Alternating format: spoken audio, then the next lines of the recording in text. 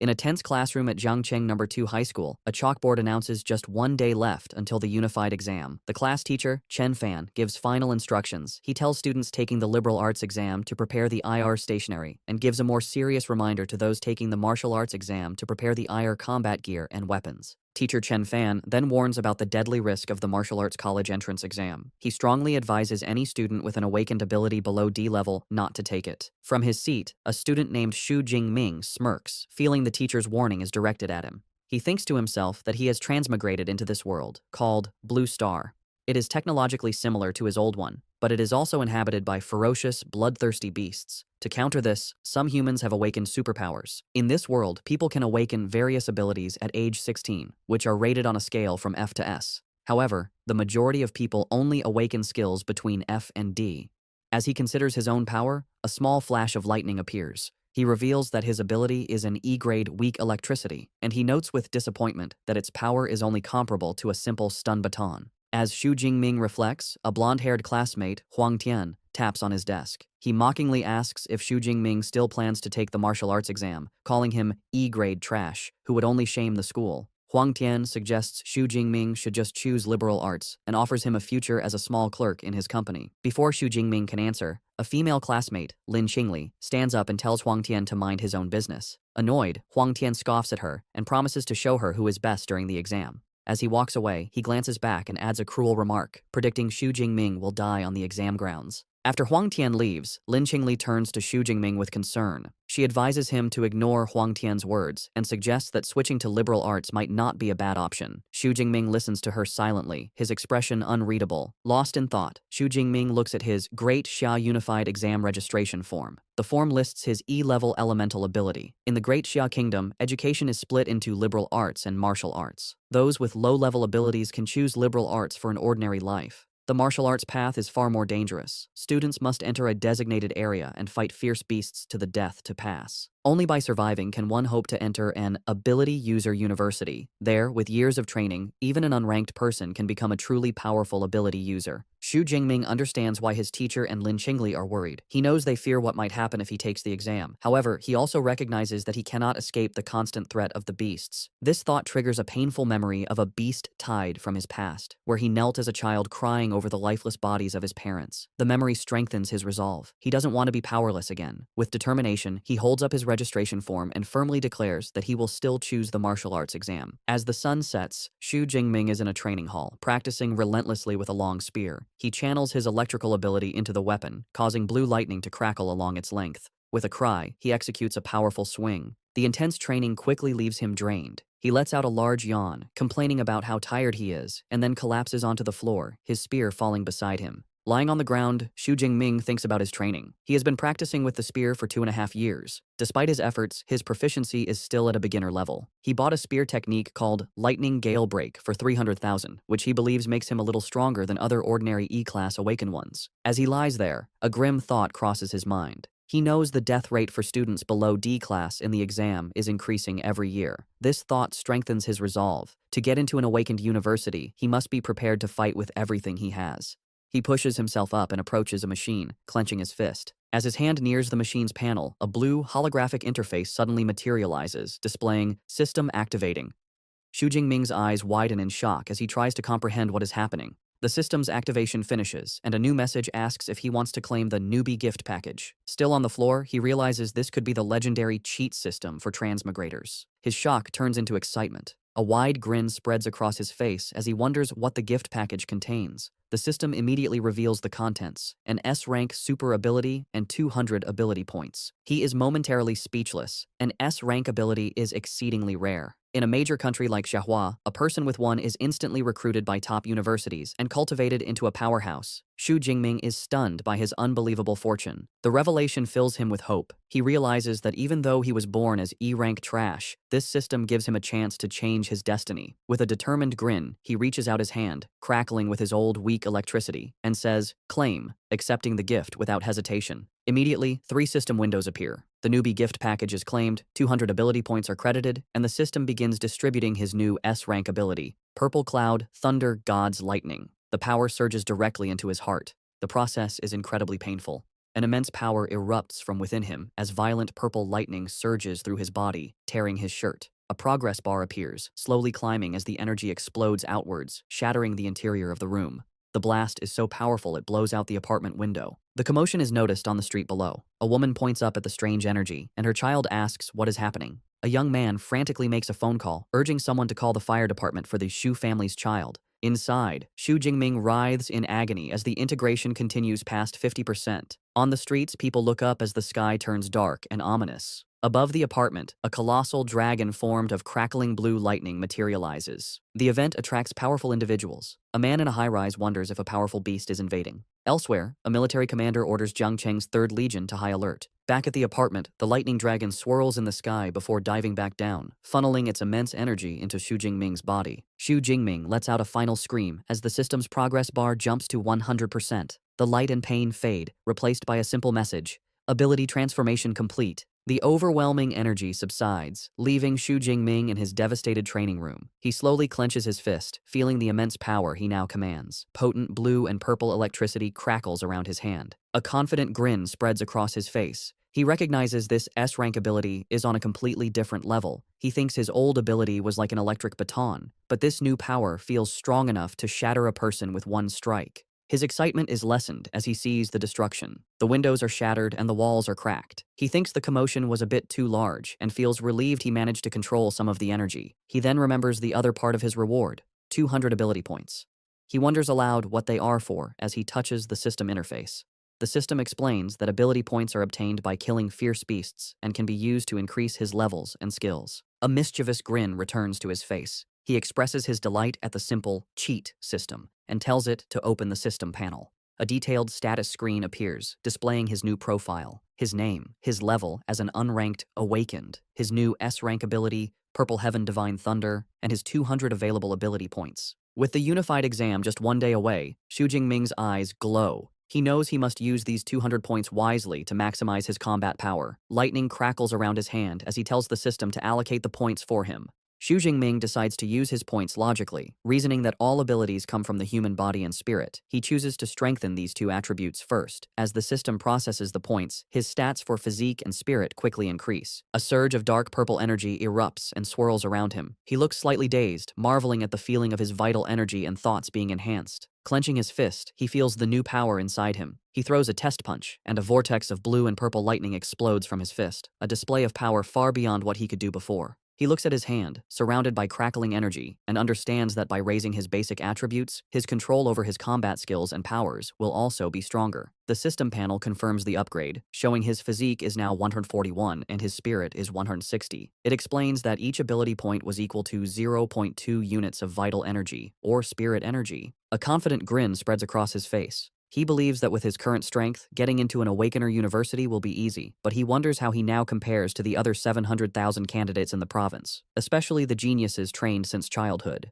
Deciding to find out, he kicks his spear up from the rubble on the floor. As he catches it and slings it over his shoulder, he resolves to go to the martial arts hall to test his new power levels. As he prepares to leave, his apartment door is suddenly kicked open. A team of 3 firefighters bursts in, ready to fight a fire, leaving Xu Jingming stunned. The lead firefighter, looking confused by the lack of a fire, explains they received a call about a fire at this location. Standing in the wrecked room, Xu Jingming calmly explains that the commotion was caused by his ability training, and that everything is now fine. The lead firefighter accepts the explanation, knowing that incidents with awakened individuals are common. He radios his team to fall back. As he leaves, he looks back at Xu Jingming with admiration, thinking how formidable the younger generation is to cause such a commotion just by practicing. Shortly after, the fire truck drives away. As Xu Jingming, now in his school uniform and carrying his spear, walks down the street, a neighbor he calls Uncle Yang asks if he is okay after the fire. Xu Jingming reassures him everything is under control. Noticing the spear, the neighbor praises him for being so diligent, practicing even with the exam the next day.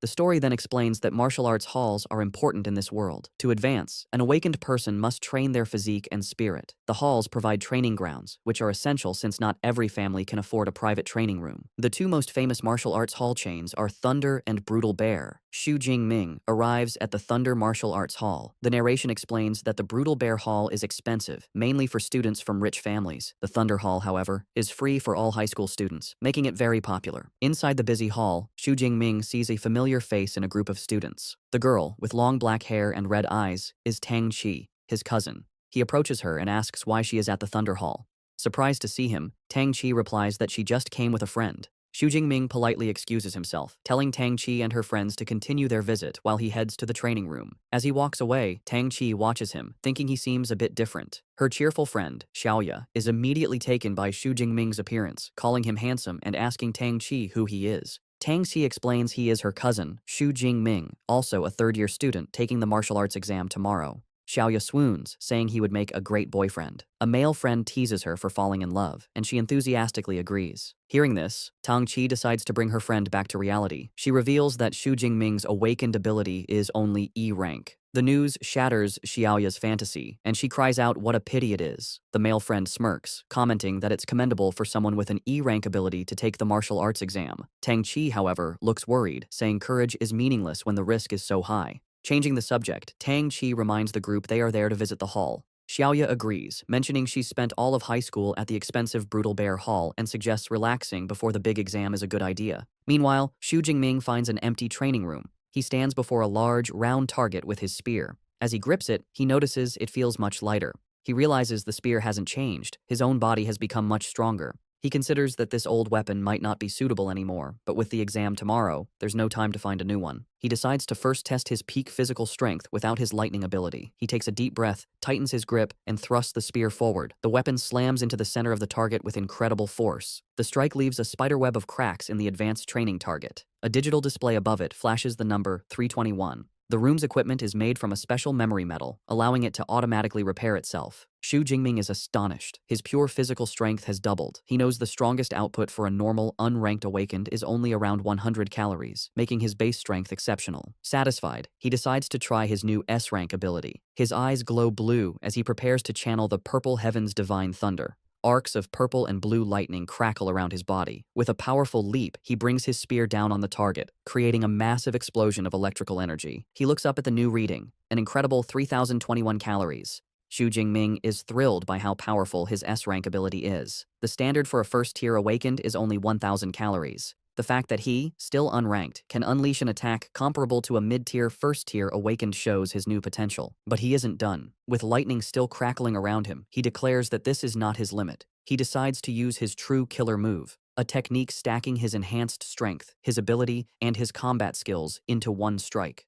He channels all his energy into the spear, which becomes covered in intense purple lightning. He swings the spear in a wide arc. As the spearhead nears the target, the lightning condenses into a single, bright sphere of power. With a fierce cry of "break," he unleashes the attack. The spear connects, resulting in a massive explosion of purple energy that completely engulfs the target. The force of the attack sends a shockwave through the entire martial arts hall. In the main stadium, students are shaken, with one crying out, wondering if it was an earthquake. On the training room floor, Tang Chi, Xiaoya, and their friends are thrown off balance. The male friend recognizes the powerful energy fluctuations, stating they are on the level of a true awakener. They wonder if a new awakener-level high school student has just appeared since all the known ones train at the other hall. Driven by curiosity, Tang Chi says they should go see. The group follows the trail of energy down the corridor. As they turn a corner, they come face to face with Xu Jingming, who is leaving the area with his spearhead now wrapped in a cloth. Tang Chi calls out to him, surprised to see him there. Xu Jingming calmly says he is heading home to prepare for the exam, giving no hint of the power he just used. His friend wishes him luck but dismissively tells the group to forget him, pointing to the training room Xu Jingming just left, saying the energy came from there. The group approaches the door. Peeking inside, they see a scene of total devastation. The advanced memory metal target has been completely destroyed, and the reinforced wall behind it is a massive crater of rubble. The entire room is a wreck. Tang Chi, Xiaoya, and the others can only stare in pure shock, unable to comprehend the level of destructive power that was just unleashed in a high school training room. Staring at the destruction, Xiaoya exclaims that even the advanced memory metal was blasted through, which would require an incredibly intense attack. She wonders if any high school student in their city of Jiangcheng is actually that powerful. The brown-haired male friend dismisses the idea. Touching the crater's edge, he says the residual energy feels too violent for a high school student. He theorizes it was a powerful second-order ability user who mistakenly entered the student-level floor. Another friend agrees, adding that even a genius from the provincial capital couldn't do this, making it impossible for such a person to be in their small city. Xiaoya, however, suggests a different theory. She points out that the only person they saw nearby was Xu Jingming and excitedly suggests he might be a hidden super genius. Her friends ridicule the idea, with one asking if she's been reading too many novels. The other points out that Xu Jingming is a known E-class user who would be lucky to have an attack strength of 300. Her friend offers a more logical explanation, suggesting the powerful user simply left through the other corridor. He then turns to Tang Chi, who has been silent, and asks for her opinion. Tang Chi simply answers, maybe, stepping forward to inspect the damage. As she runs her hand along the shattered wall, she notices the impact marks look like they were left by a long spear. The image of her cousin with his spear flashes in her mind. A deep suspicion forms, and she silently wonders if Xu Jingming taking the martial arts exam is really him overestimating his abilities. The next day is clear and bright, the day of the martial arts exam. Dozens of buses arrive at a massive, fortified venue, dropping off students armed with various weapons. Among them is Xu Jingming, walking with a calm and confident stride, his spear on his shoulder. The students gather by a tall fence, looking into the exam grounds with a mix of awe and terror. One student complains nervously, recalling that past exams had much weaker beasts. The consensus is that this year's exam will be incredibly difficult. As the students share their fears, an arrogant voice cuts through the crowd. A long-haired young man with a large sword scoffs at their cowardice. He declares that anyone who can't deal with a unicorn rhinoceros is useless, leaving the other students speechless. Nearby, Xu Jingming's best friend, Liu Ji, asks who the arrogant guy is. Xu Jingming identifies him as Zhou Mingyang. Liu Ji explains that Zhou Mingyang is a well-known genius with a B-class ability who has already advanced to become a first-order ability user, a rare feat for a high school student. Xu Jingming looks at the prodigy with a confident smile and a competitive glint in his eye, silently wondering who is stronger. Suddenly, a loud voice calls for the candidate's attention. A stern-looking man with a scar, dressed in a military-style uniform, introduces himself as Wang Haiyang, the chief commander of the exam. He says that before the exam begins, he will review the important precautions. Standing on a military vehicle, Commander Wang Haiyang announces the exam will last 12 hours, from 9 a.m. to 9 p.m. He gestures to the vast, ruined town that serves as the exam venue. He explains that it is divided into 4 zones: outer, central, inner, and core. Students earn points by killing beasts, with the score increasing based on the beast's rank and strength. The commander's expression turns grave as he gives his final warning. He says the core area is like a bonus question, meant only for the top students. He urges everyone to act according to their abilities and not foolishly risk their lives for a higher score. Listening to the commander, Xu Jingming reflects on his own abilities. Before his power-up, he would have been limited to the outer area, but now, filled with power and ambition, he is determined to charge deep into the inner circle, and perhaps even challenge the core area. An announcement is made for students to get their exam supplies. Xu Jingming and his friend approach their teacher, Chen Fan, who is handing out tactical backpacks. Xu Jingming receives his pack, which contains a smartwatch for tracking points, a backpack with energy bars, a drink, and a medical kit, and a safety ball that can create a high-voltage grid to ward off beasts. As teacher Chen Fan hands Xu Jingming his supplies, he offers one last piece of advice. He reminds Xu Jingming that his life is more important than anything, even if using the safety ball ends the exam early. Xu Jingming respectfully thanks his teacher. Just then, a familiar voice calls his name. He turns to see his classmate, Lin Qingli, running towards him. She kindly offers him a spot on her team. With her is their class president, Liu Qin, a C-class user who says he will protect Xu Jingming in the exam hall. However, another student objects, arguing that the exam is a serious competition. He complains that taking on an E-rank student like Xu Jingming will hurt their chances of getting a high score. Another teammate angrily agrees, accusing Liu Qin of changing their plan. The two objectors make it clear they don't want to be saddled with a burden. The insults infuriate Xu Jingming's friend, Liu Ji, but Xu Jingming calmly holds him back. With a polite smile, Xu Jingming declines the offer. He tells Liu Qin and Lin Qingli that he appreciates their kindness, but plans to go in alone. A concerned Lin Qingli reluctantly accepts his decision, urging him to be careful. The student who had complained smirks and suggests they go find the powerful Huang Tian to team up with instead, letting out a mocking laugh as they walk away. Xu Jingming watches them go with a confident smirk of his own, thinking that he is more than capable of getting a high score by himself. An announcement rings out, declaring the official start of the exam. A fleet of drones swarms into the sky, ready to broadcast the event. The massive gates open, and a flood of students charges into the ruined city, shouting their goals. Among the crowd are Tang Chi and her friends, a determined-looking girl with a large sword, and the top contender, Zhou Mingyang, who uses his wind ability to leap ahead of the pack. In contrast, Xu Jingming remains calm. He takes a single step, then breaks into a steady run, his spear in hand, thinking that the exam has finally arrived and he is ready. As he runs, he taps his smartwatch. A holographic screen confirms his identity and displays the real-time rankings. The top 3 spots are already filled, with Zhou Mingyang in first place with 7 points, followed by 2 other students. Xu Jingming looks at the leaderboard with a confident smirk. He notes that Zhou Mingyang has already started killing beasts, but the early lead only fuels his own competitive spirit. While others fight in the outer sections, Xu Jingming decides on a bolder strategy. He resolves to waste no time and head straight for the high-risk, high-reward core area. As he moves deeper into the ruined city, he suddenly stops.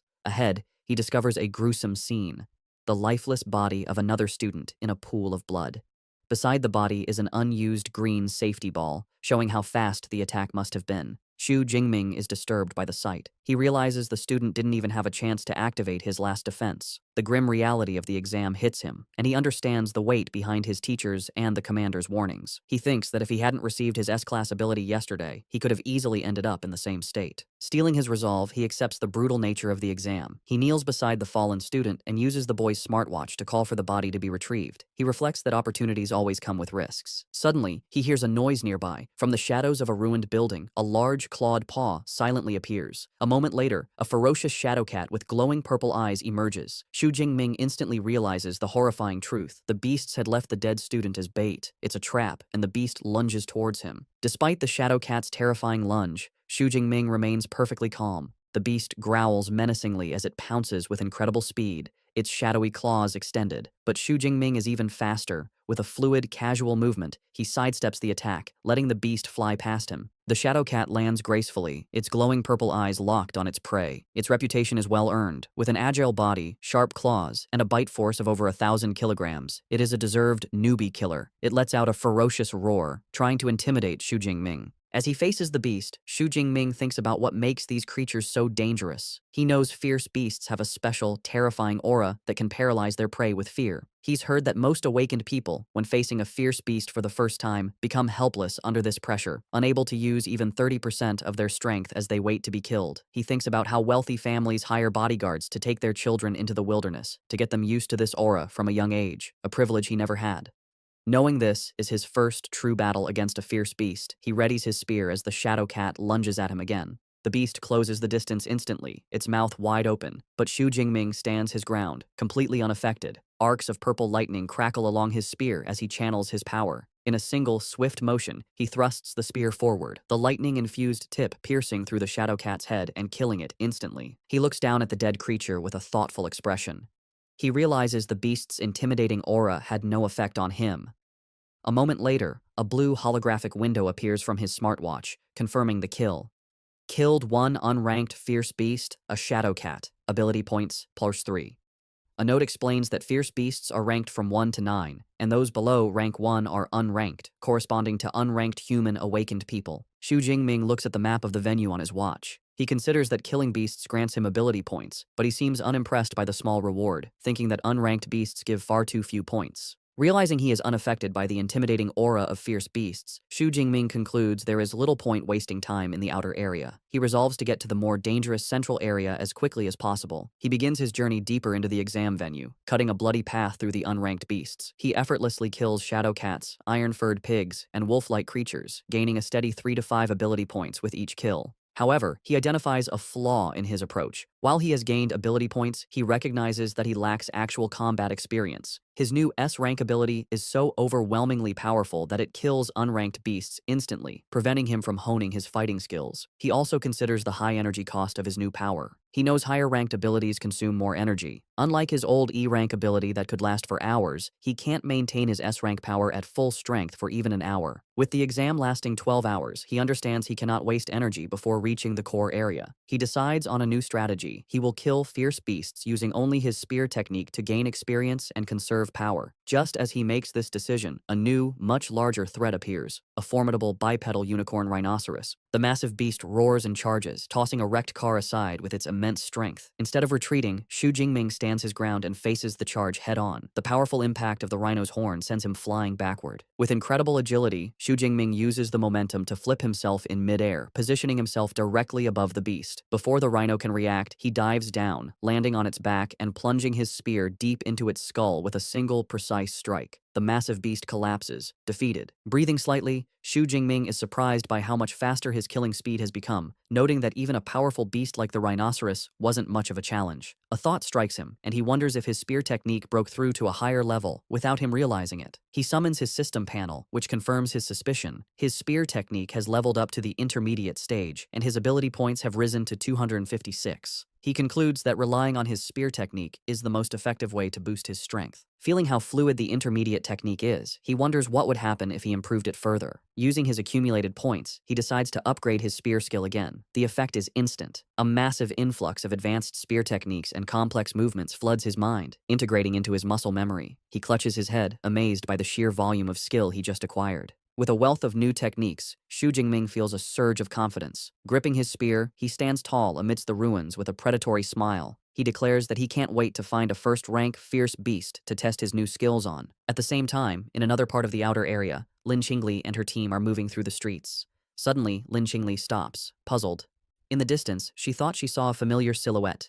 She voices her thought, saying she thinks she just saw Xu Jingming. One of her teammates dismisses the idea, asking if she's seeing things. He argues it couldn't be Xu Jingming, as it would be suicide for someone with his E-rank strength to be this deep into the exam zone. Lin Qingli is filled with doubt, but can't shake the feeling that she saw her classmate.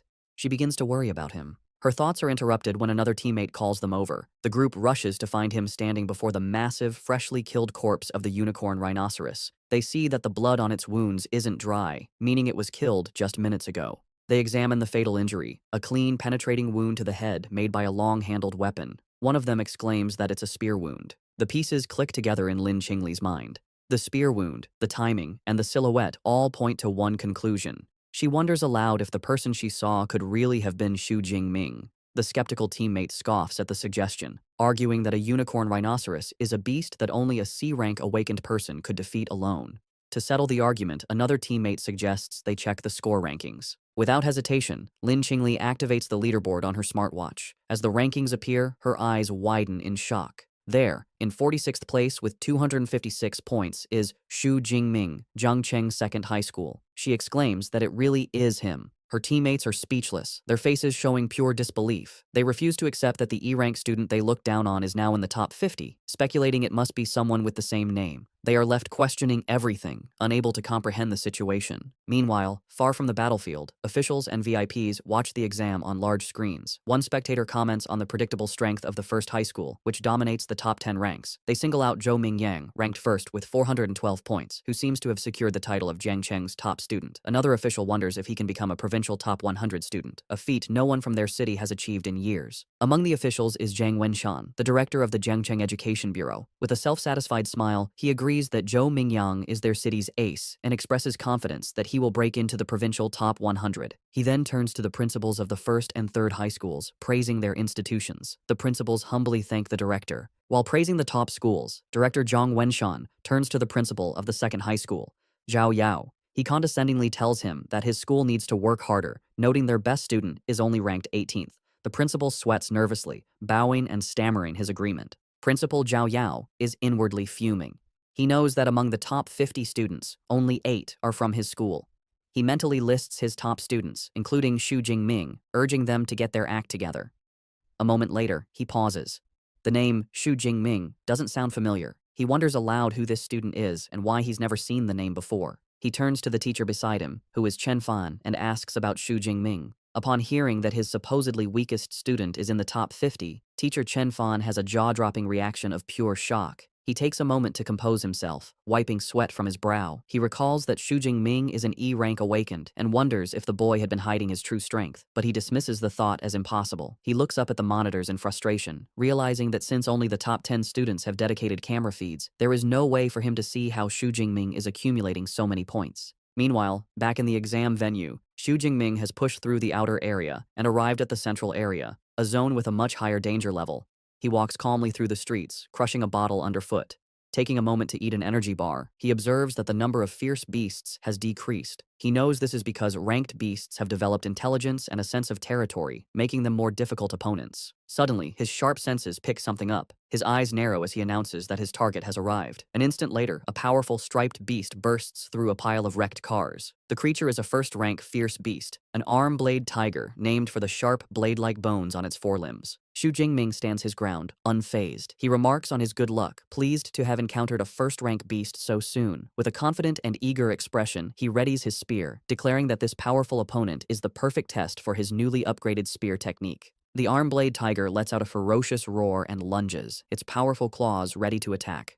Xu Jingming remains calm and composed, holding his spear defensively. With a graceful spin, he deflects the tiger's initial pounce, expertly parrying the beast's attack with the shaft of his spear. The force of the blow causes the tiger to recoil slightly. Xu Jingming, however, seems completely unimpressed. With a confident smirk, he mockingly asks if this is all the power a first-tier beast has, musing that it would take a Tiger King to make him use more effort. His taunt enrages the beast. Declaring that he is sending it on its way, Xu Jingming goes on the offensive. He leaps forward with incredible speed, his spear becoming a blur as he lands a clean, deep strike on the tiger's shoulder, drawing blood. The beast roars in pain and fury, but Xu Jingming gives it no time to recover, maintaining his calm, focused stance. His attack has only enraged the first-rank beast further. Its eyes begin to glow with a menacing teal light. It rises up on its hind legs, towering over Xu Jingming, and lets out a deafening roar as it prepares to unleash its full power. The arm-blade tiger brings its massive, bladed paws down in a devastating swipe. Xu Jingming, showing incredible reflexes, dodges the attack and uses the momentum to swing himself around a nearby lamppost, avoiding the deadly claws and setting himself up for a powerful counterattack. Landing gracefully after his acrobatic move, Xu Jingming acknowledges the tenacity of the first-tier beast. He can see that despite its injuries, the arm-blade tiger still wants to put up a desperate struggle. Deciding to end the fight, he declares that any further resistance is futile. He begins to channel his spear technique, Lightning Gale Break, and a vortex of blue energy swirls around his weapon. With a powerful war cry, he unleashes the technique. His body becomes a blur as he executes a devastating spinning attack, the energy from his spear creating multiple slashing arcs of light. The attack connects, and the tiger lets out a final, agonized cry as the powerful technique tears through its body. The massive beast collapses to the ground, defeated. A notification immediately appears on Xu Jingming's smartwatch, confirming the kill of a first-tier armored tiger and awarding him 14 ability points. He notes with satisfaction that the points from a first-tier beast are almost double what he gets from an unranked one. A new perspective dawns on him. He realizes that while the exam hall is a place of danger for others, for him, it is a perfect treasure ground to level up. With renewed determination, he vows to harvest as many ability points as he can by hunting the most powerful beasts. Back in the audience stands, the atmosphere is tense as officials and teachers watch the live rankings. The leaderboard shows Xu Jingming is now tied for 32nd place with 328 points.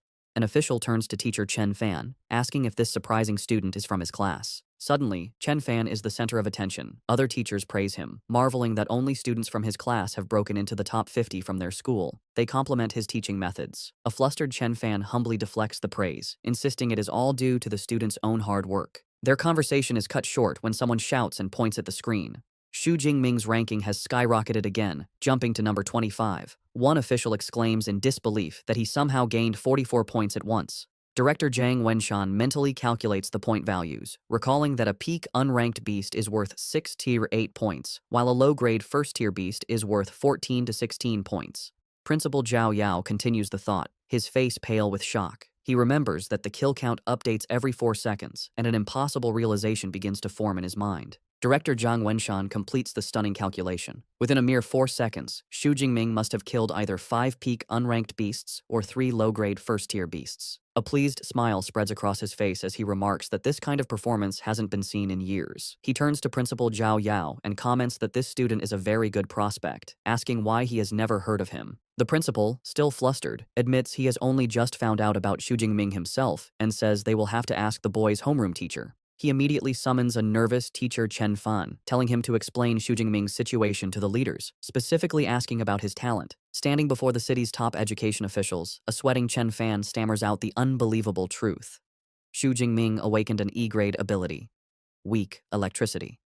The principal is incredulous, asking if Chen Fan is certain he hasn't remembered incorrectly. Chen Fan insists that he is sure. He adds that he specifically advised Xu Jingming not to participate in the exam due to his low-rank ability. Director Zhang Wenshan listens with growing curiosity. He deduces that for a student with only an E-grade ability to get this far, he must have other outstanding qualities. This mystery piques his interest. He decides to wait, confidently predicting that with Xu Jingming's momentum, he should soon break into the top 10. At that point, they will get a dedicated camera feed and will finally understand how he is doing this. He adds a stern warning, however, that if the student is cheating, there will be consequences. Just as he finishes speaking, both teacher Chen Fan and Principal Zhao Yao's eyes go wide with shock. A new update appears on the leaderboard. Xu Jingming has done the impossible and broken into the top 10, now at 9th place. Just below him, at number 12, is his cousin, Tang Qi. Elsewhere in the exam hall, Tang Qi, now with cat-like ears and a tail, sits atop a defeated beast. She looks off into the distance with a knowing smile, now certain her cousin was the one who caused the destruction at the martial arts hall. The top-ranked student, Jo Mingyang, also notices the new name on the leaderboard. He notes with some surprise that, with 6 hours still left, a new face has squeezed into the top 10. He thinks to himself that he has never heard of Xu Jingming before. Because he is in the top 10, a dedicated camera drone is sent to follow Xu Jingming. The feed shows him effortlessly killing another first-tier beast with his spear. As the beast falls, a notification awards him another 14 points. He comments to himself that the efficiency of killing beasts is much higher in the central area. He then notices the drone and realizes he must have entered the top 10. Standing over his latest kill, Xu Jingming reflects on the nature of the exam. He understands it's a test of strength and potential, where better results lead to greater recognition. With this in mind, he decides he has no reason to hide his true power, declaring that breaking into the top 10 is just the beginning. Before challenging the core area, he decides to improve his strength again. He checks his system panel, which shows his spear technique is now at the advanced level, and he has 312 ability points. He notes with some disappointment that his level hasn't automatically promoted from awakened.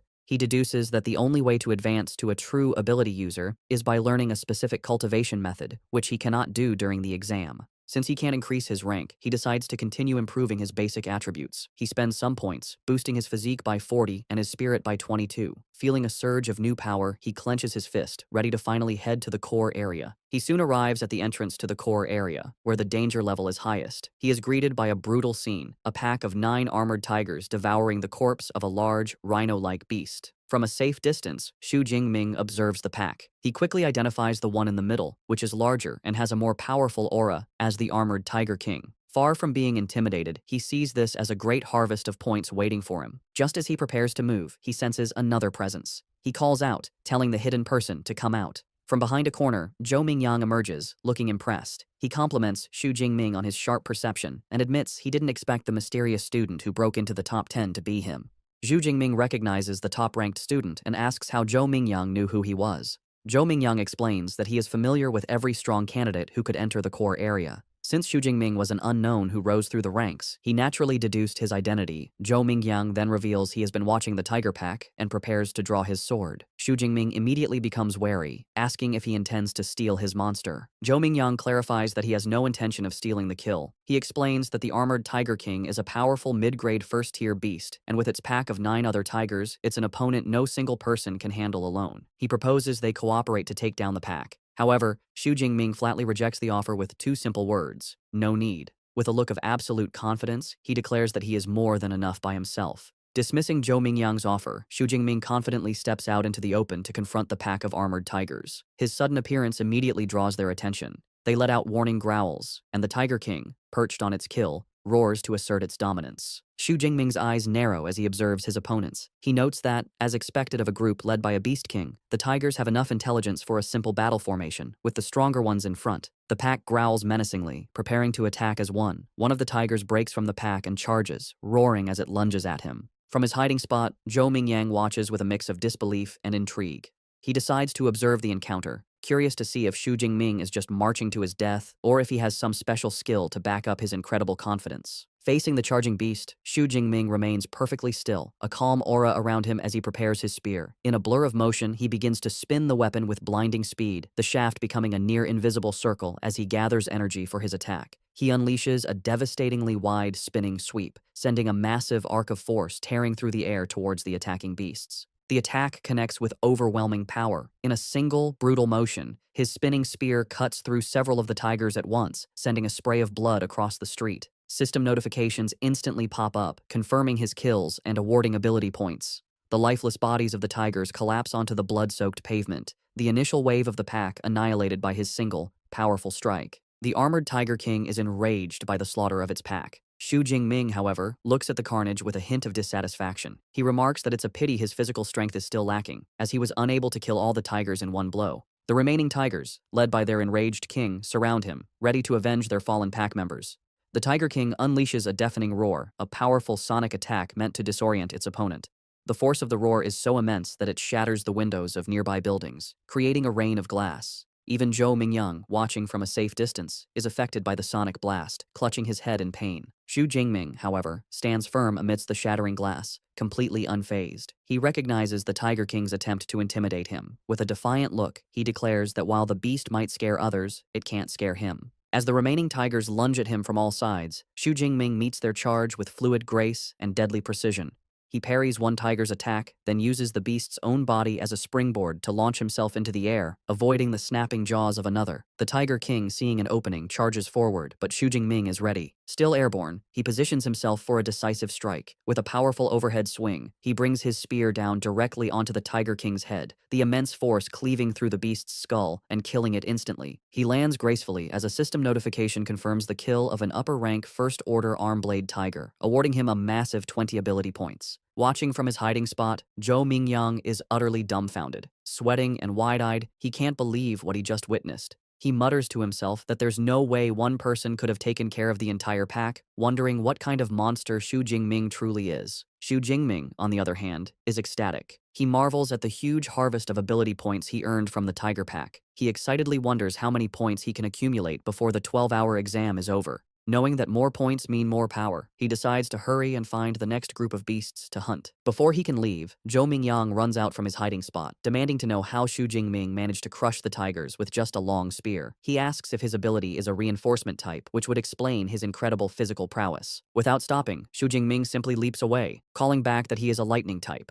Zhou Mingyang is left fuming, not believing the answer. He clenches his fist in frustration, thinking Xu Jingming is being dismissive. A moment later, he realizes that with so many new kills, Xu Jingming's score is likely to catch up to his. He quickly checks the leaderboard on his smartwatch. To his absolute horror, he sees that Xu Jingming has not just caught up, but completely surpassed him. The leaderboard now shows Xu Jingming in first place with 1,122 points, while he has been pushed down to second with 985. The realization leaves him screaming in frustration. Back in the audience stands, the officials are erupting with excitement. Director Zhang Wenshan stands up and declares that Xu Jingming's high-level spearmanship confirms he is a genuine genius. He claps a beaming Principal Zhao Yao on the shoulder, announcing that with Xu Jingming representing them, Zhang Cheng can definitely get into the provincial top 100. He promises a commendation for the second high school after the exam, much to the principal's tearful delight. Principal Zhao Yao is overcome with emotion, thinking what a huge surprise Xu Jingming has been, finally giving his school its day to shine. 3 hours later, in the core zone, Zhou Mingyang walks through the streets, looking utterly confused. He wonders aloud where all the fierce beasts have gone. A voice from behind him suggests that he'll have to ask the number 1 ranked student. He turns to see his cousin Tang Qi, along with other top-ranked students Wu Hao and Meng Di. Tang Qi points to the empty streets, explaining that Xu Jingming has already killed all the beasts. She says that because they couldn't find any beasts to fight, they had to team up. Zhou Mingyang is left stunned, finding it impossible to believe one person could have cleared out the entire core zone. Tangqi tells Zhou Mingyang that she can tell he hasn't been a ranked ability user for very long. To prove her point, she tells him to look at her cousin's current score. She activates her smartwatch, and the leaderboard appears. Zhou Mingyang's eyes go wide in disbelief as he sees the astronomical number next to Xu Jingming's name. 35 points, more than triple his own score. He can only stammer in shock. Tangqi calmly explains the math. Subtracting the roughly 700 points Xu Jingming got in the central zone, he still earned over 2,500 points, meaning he must have single-handedly killed almost 200 fierce beasts in the core zone alone. A bead of sweat rolls down Zhou Mingyang's face as he realizes the truth. It wasn't that Xu Jingming was afraid of someone stealing his kills. He had planned to monopolize the entire core zone from the beginning. Wu Hao explains their current situation. With only a few hours left, the remaining top students have formed a team. Their plan is to brave the innermost core zone, a place they know is filled with upper-rank beasts and even a second-order beast king. He acknowledges that going in alone would be a death wish. Meng Di then formally invites Zhou Mingyang to join their team. With no other option, he agrees, shouting, "Count me in." The scene shifts to a quiet, moonlit rooftop. Xu Jingming sits alone atop a massive pile of slain beast corpses, his spear planted beside him. His supplies are completely exhausted, and he knows the exam is nearing its end. But his hunt for power is not over. He decides he must go deeper to get more ability points. Knowing the innermost core zone holds second-order, fierce beasts, he resolves to strengthen his power one last time. He pulls up his system panel, revealing he has accumulated a staggering 2413 ability points. With a mischievous grin, he decides to put his points into an upgrade. After channeling the new power, he stands over the corpse of a massive bear-like creature, letting out a breath of relief. He feels confident that with this final boost, he should be able to handle this year's combat exam finale. As the other top students sprint towards the final area, their final sprint begins. Deep within the innermost zone, a terrifying new beast emerges from the ruins. A massive, white-furred, wolf-like creature with glowing red eyes and dangerous red crystals on its back. As the final challenge appears, Xu Jingming arrives on the scene, calm and ready. He holds his spear, a confident look on his face as he wonders what kind of second-order fierce beast the exam has arranged for him this year. Just as Xu Jingming arrives for the final challenge, the team of top-ranked students also reaches the innermost core zone. They immediately identify the massive, crystal-backed creature as a bloodthirsty savage bear. The beast shows its incredible power by smashing a wrecked car with a single swipe of its paw. The sight fills the team with dread. Zhou Mingyang exclaims that they are in big trouble. Mengdi explains that this rare beast has a hide as tough as E-grade alloy, which even missiles can't pierce. She adds with terror that a single strike from its paw could kill them all instantly.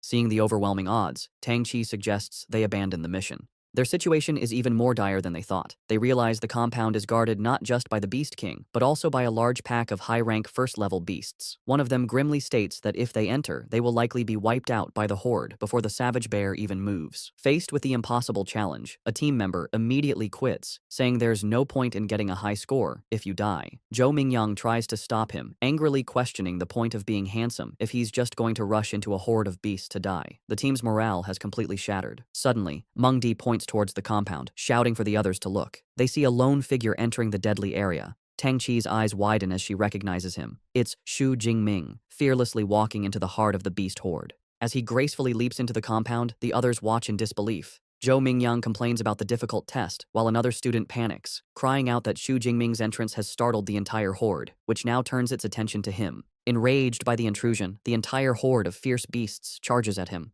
Xu Jingming stands his ground in the center of the street, and in an instant, he is completely engulfed by the snarling creatures. Watching from the rooftop, the other students are horrified. Tang Chi worries for her cousin, but Wu Hao remarks that he was too reckless. Tang Chi declares she has to go help him. Meng Di grabs her arm, trying to stop her, and Wu Hao calls her crazy, saying it's a pointless death. Tang Chi desperately insists that Jingming is her cousin, and she can't just watch him die. Before she can act, a massive explosion of purple and blue lightning erupts from the center of the beast horde. The raw power creates a blinding flash, forcing the students on the roof to shield their eyes. Zhou Mingyang stares, wondering aloud if this is the lightning superpower Xu Jingming mentioned earlier. The lightning dissipates, revealing a scene of utter carnage. The entire horde of first-level beasts has been wiped out, their charred bodies scattered around a lone, unharmed figure. Xu Jingming stands in the devastation, purple lightning crackling around him. He acknowledges that his physical strength alone wasn't enough, so he had to use his superpower. A confident smile plays on his lips as he feels the immense power of his S-grade ability. Having cleared the lesser threats, he turns his attention to the final challenge, the bloodthirsty savage bear, standing over the corpses of its minions. The massive beast lets out a deafening roar. Xu Jingming remains calm, analyzing his opponent. He notes the savage bear is massive and likely not agile, concluding that with his powerful thunder ability, it should be manageable. He then notices the beast is not alone. It has several smaller but still dangerous minions.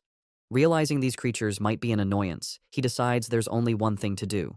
With a look of fierce determination, his eyes glowing, he declares that he will clear the area first. He bursts into motion, his body enhanced by his S-grade lightning ability, moving with blinding speed as he blitzes through the remaining beasts. He effortlessly dispatches a high-rank Shadow Cat, his smartwatch confirming the kill and awarding him 13 points. With a confident grin, he marvels at the enhancement his superpower provides to his physique, but acknowledges he can't maintain the dangerous state for long. Knowing it's enough to clear the minions, he cuts down the last of the lesser beasts with a powerful sweep of his spear, earning another 15 points for a high-rank unicorn rhino. With the area cleared, the final confrontation begins. The savage bear roars in fury, slamming its massive paws into the ground and creating a shockwave that shatters the pavement. The beast charges, shaking the ground. Xu Jingming, wreathed in his lightning aura, meets the charge head-on. With a powerful leap, he dodges the charge and swings his spear in a devastating arc, shattering one of the large red crystals on the beast's back. The battle continues in a blur, with Xu Jingming expertly dodging the bear's attacks and landing precise strikes, shattering more crystals and wounding the beast. His smartwatch continuously updates with points as he dismantles the Beast King's defenses. The savage bear roars, enraged as it watches its minions fall. Xu Jingming, wreathed in lightning, taunts the beast, asking if it's getting angry. He promises to deal with it after taking care of the last minion. As he charges the final rhino, the Bear King watches with cunning intelligence.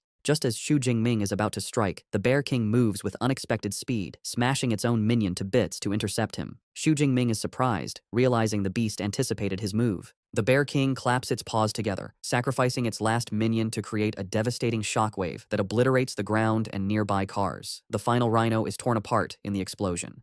However, the attack fails to harm its target. Xu Jingming, surrounded by his lightning aura, gracefully flips through the air, landing safely and untouched by the explosion. With the battlefield cleared of lesser threats, only the two kings remain.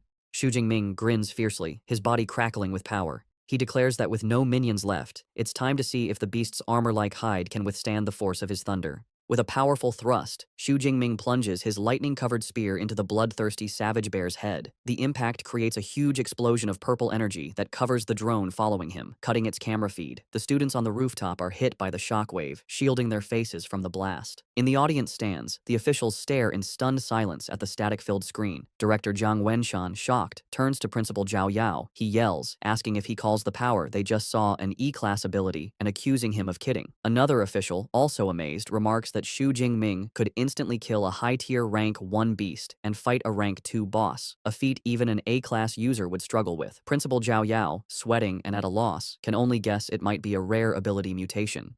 Regardless, Director Zhang Wenshan laughs and says that after today, the great Xia nation will be shaken by Xu Jingming's name. Back on the battlefield, the result of Xu Jingming's attack is clear. The bloodthirsty savage bear is wounded with a deep gash on its head, but it is not defeated. The beast roars and swats Xu Jingming with its paw, sending him flying. He is shocked his powerful attack only left a shallow wound. He lands hard on the ground, using his skills to recover. He quickly analyzes the situation. He realizes the savage bear's hide is resistant to blades and doesn't conduct electricity. He admits to himself that with his current strength, it will be hard to kill the beast in one shot. The enraged savage bear begins to gather dark energy around its body. Xu Jingming, sensing the immense power, can only look on in shock, saying, "What?" Dark energy gathers around the bloodthirsty savage bear as it powers up, rolling forward like a monstrous boulder. It smashes through everything, the ground seeming to buckle under its power. Xu Jingming leaps back onto debris as purple lightning crackles around him, readying himself. He is surprised the beast activated its berserk skill so quickly, recognizing the beast truly hates him.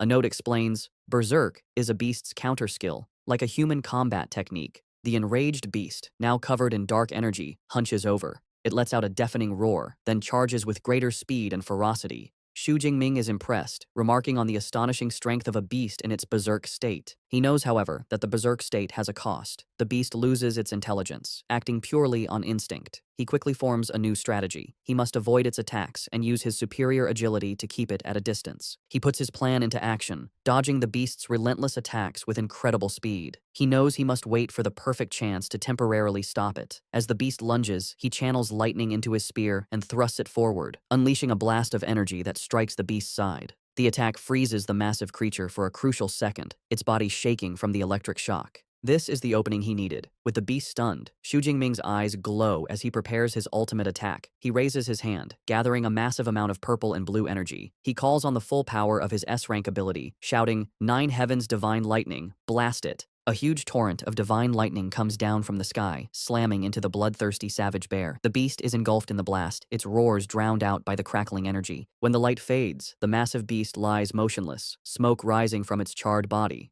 Xu Jingming stands over it, a confident smile on his face as purple lightning dances around his fingertips. He remarks that after half a minute of his purple divine lightning, even the thickest defense couldn't withstand it. However, the battle isn't over. The beast's eye snaps open, glowing with a furious red light. With a final, desperate roar, it lunges, its massive jaws open for a final bite. The electrical power surging through its body causes a temporary paralysis, freezing it just inches from its target. Seeing his chance, Xu Jingming calmly states, "It's time."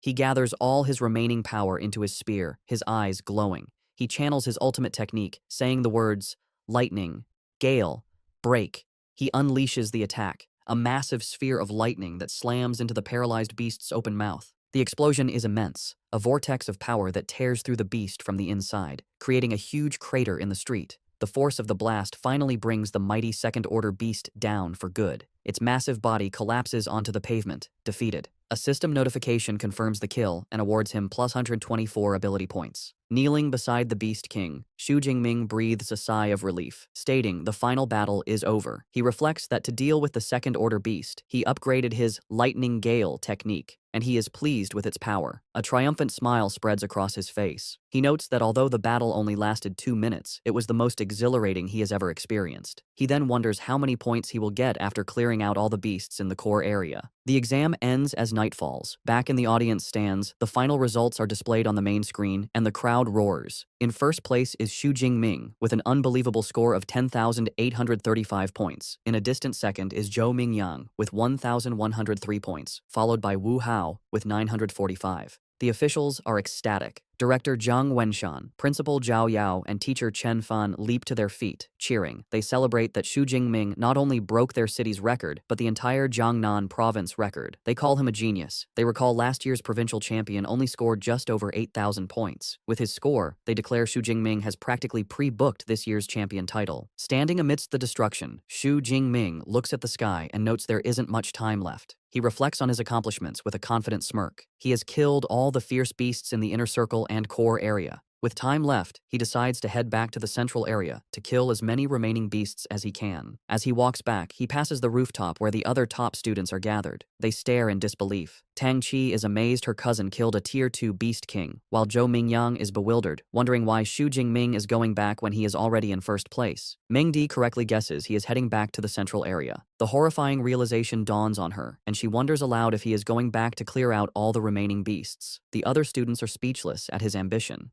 The reality hits them. Zhou Mingyang realizes that with Xu Jingming's speed, he might actually do it. If they don't leave soon, they might not get a single point in the last hour. He declares their team-up is over and leaves first. The others quickly follow, scrambling to hunt for any remaining beasts. 1 hour later, an official announcement echoes across the exam venue. The 2037 Zhangcheng Martial Arts College entrance examination has concluded. Killing beasts no longer counts, and all candidates are told to return.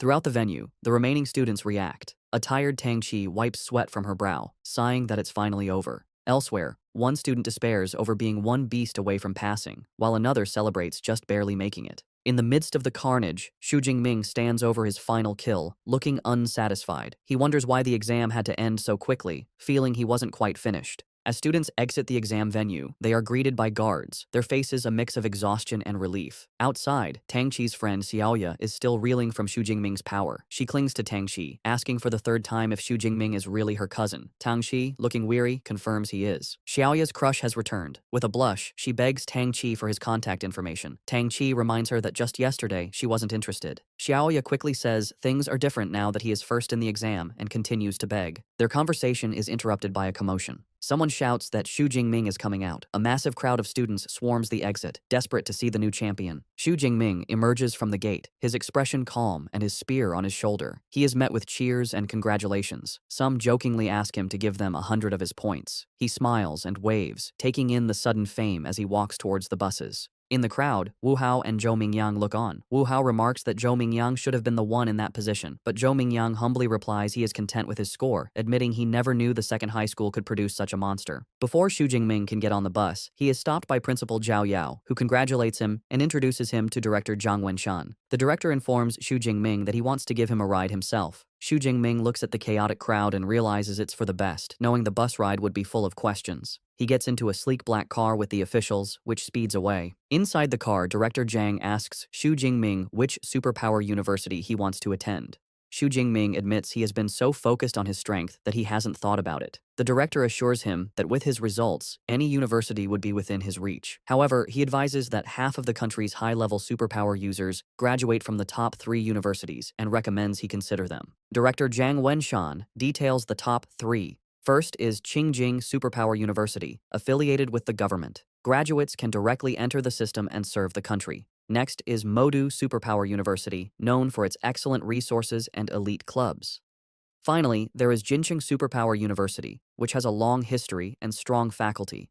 All 3 have top-tier cultivation methods that are not public. Xu Jingming listens intently. He understands awakened individuals need these special methods to become true superpower users. He asks what makes a top-tier cultivation method special. The director explains that with a beginner method, it would take 3 to 4 years to advance. With a top-tier method, it only takes half a year. He reassures Xu Jingming that with his results, he will qualify for special admission from even the top 3 universities. Having dropped off the officials, Xu Jingming arrives back at his apartment late at night. The next day, he is in the shower, feeling refreshed. He checks his system panel and sees he has 2,534 ability points remaining, which he believes is enough for a superpower university. As he dries off, he wonders if there will be beast-killing competitions after he enrolls, deciding he will have to enter the wilderness to continue growing stronger. Meanwhile, his cousin Tang Chi arrives at his apartment with her mother, Xu Qingwan. Tang Chi notices the door is broken and decides it's a perfect chance to sneak in and surprise him. They enter, and Tang Chi cheerfully shouts a surprise greeting. Her timing is terrible. Xu Jingming, wearing only a towel, has just stepped out of the bathroom. He is shocked to see his aunt and cousin. His aunt, equally flustered, asks what he is doing, while Tang Chi is left blushing and speechless. His aunt then sees the ruined apartment and angrily asks how it got into such a mess. A flashback explains that after his parents passed away, his aunt stayed with him, taking good care of him and giving him the warmth of a home. She fulfilled her guardian duties, even occasionally feeding him his favorite meal. After the initial shock, Xu Jingming sits with his aunt and cousin. His aunt, Xu Qingwan, expresses her relief. She admits she was incredibly worried when she learned he was taking the martial arts exam. Now that she sees he is unharmed, she is relieved. She reassures him his score isn't important. Xu Jingming is confused and asks if Tang Chi didn't tell her the results. Tang Chi winks, saying it's better if he tells his mother himself. With a bashful smile, Xu Jingming tells his aunt he did quite well, scoring over 10,000 points. The news is so shocking his aunt spits out her drink. She coughs, asking him to repeat his score. Tang Chi confirms it's true, telling her mother he scored 11,124 points. His aunt is speechless. A moment later, she bursts into tears of joy and pulls him into a tight hug, exclaiming that the Xu family finally has a successor and his parents in heaven must be so proud. Meanwhile, in a high-tech conference room, university recruiters are reviewing the exam results. A woman presents the data on Xu Jingming, noting his age, his supposed E-class ability, and his rank as an unranked awakener. One recruiter insists they must recruit this student if the score is real. Another is skeptical, arguing that based on his rank, he couldn't have achieved such a high score. The debate continues, with some arguing his ability is at least A-class, or even S-class. Another recruiter scoffs, suggesting he must have cheated. Before the argument can escalate, a senior figure tells them to stop. A woman with a commanding presence makes a decision. She instructs the team to list Xu Jingming as an S-class special recruit for now. As for whether the score is genuine, she declares she will personally go to Jiangcheng to investigate. The day after the exam, Xu Jingming gets a notification on his phone that the Jiangnan province martial arts exam rankings are out. He is informed that he placed first in the province with an astonishing score of 11,124 points. A look of surprised delight spreads across his face as he sits down, celebrating his achievement as the top scholar of Jiangnan province. News of his success quickly spreads online, taking over the hot search topics. The public debates how a dark horse from Jiangcheng could become the provincial top scholar, questioning who Xu Jingming is and if an E-class individual could truly achieve such a score. Skeptics reject the possibility, while others demand to see the exam video for proof. In response to the doubts, an awards ceremony is held where Principal Zhao Yao addresses the media. A female reporter directly asks him to explain the authenticity of Xu Jingming's results.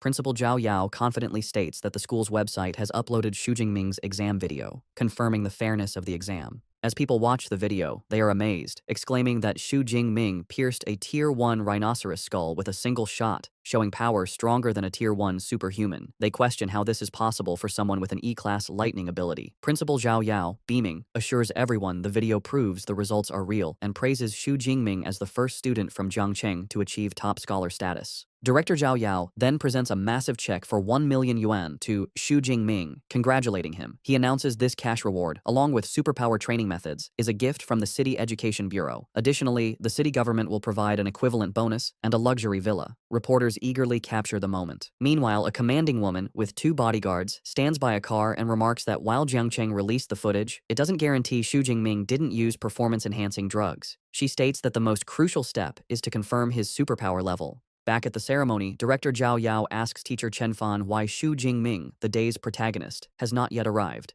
Teacher Chen Fan smiles, explaining that he just spoke with Xu Jingming, who said he is still training at the martial arts gym. The director laughs, finding it extraordinary that the new top scholar is still training after the exam. With Xu Jingming on his way, the scene shifts to a meeting room where Principal Zhao Yao is nervously serving tea to 3 intimidating figures, whom he addresses as teachers. When one of them casually dismisses the tea, Principal Zhao Yao sweats, thinking about the powerful aura coming from these high-level superhumans, which makes his heart tremble. The 3 individuals are recruiters from the nation's top superpower universities, and the air is tense as their immense spiritual pressures seem ready to clash. The woman with short, grayish-purple hair, Zhang Zhaoyue, the director of admissions for Modu Superpower University, breaks the silence. She coyly asks her rivals who they are targeting. A woman in a light blue dress, Su Yun from Qingjing Superpower University, tells Zhang Zhaoyue not to play dumb. She confidently declares that as long as his results are genuine, Qingjing University will have him. A man with long black hair, Wu Yuan from Jin City Superpower University, scoffs at her claim, stating that Jin City University will recruit him. As sparks of energy crackle between them, Zhang Zhaoyue thinks to herself that recruiting top scholars always involves clashing with other academies. Just as the tension peaks, the door slides open, and Xu Jingming enters with his spear over his shoulder. He calmly greets the three powerful figures as teachers. His sudden arrival surprises the recruiters. Zhang Zhaoyue observes him with interest, noting his spirit is full and he's still carrying his weapon, a sign he hasn't relaxed his training. More importantly, she is impressed that he did not falter under the combined pressure of three high-level superhumans. Principal Zhao Yao formally introduces the recruiters to Xu Jingming, Director Zhang Zhaoyue from Modu University, Director Su Yun from Qingjing University, and Minister Wu Yuan from Jin City University. Director Zhang Zhaoyue speaks first, complimenting him on his stunning combat techniques in the exam video. However, she gets straight to the point, asking why his superpower no longer seems to be the E-class weak electricity, and requests an explanation. Expecting this question, Xu Jingming gives a prepared answer. He calmly explains that before the exam, while training at home, he was struck by natural lightning, and his superpower became much stronger.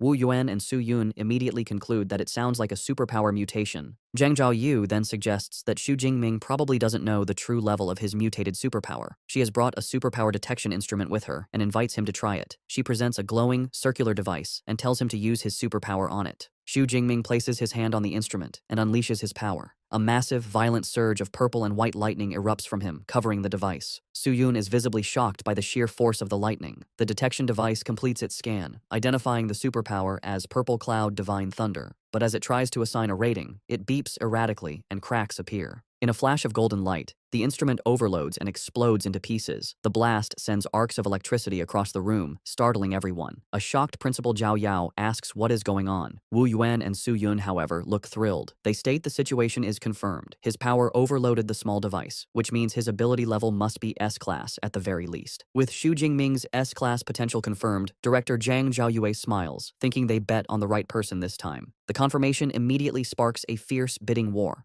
Wu Yuan from Jin City University is the first to make an offer, shouting that his university will give Xu Jingming a 4 million admission bonus, a full set of C-class equipment, and free access to all superpower training methods for all 4 years. Su Yun from Qingjing University scoffs at his offer. She turns to Xu Jingming with a charming smile and presents her own proposal, a 5 million admission bonus, and for 4 years, free access to all of their S-class superpower training methods and combat techniques. Xu Jingming is taken aback by her generous offer. Finally, Zhang Zhaoyue from Modu Superpower University makes her move. She states that Modu doesn't offer cash bonuses or equipment, but can match the other offers on cultivation methods. Then, she reveals her trump card, adding that they will also provide an S-class cultivation resource annually. The mention of an S-class resource leaves both Wu Yuan and Su Yun in complete shock. Unfamiliar with the term, Xu Jingming asks what an S-class cultivation resource is.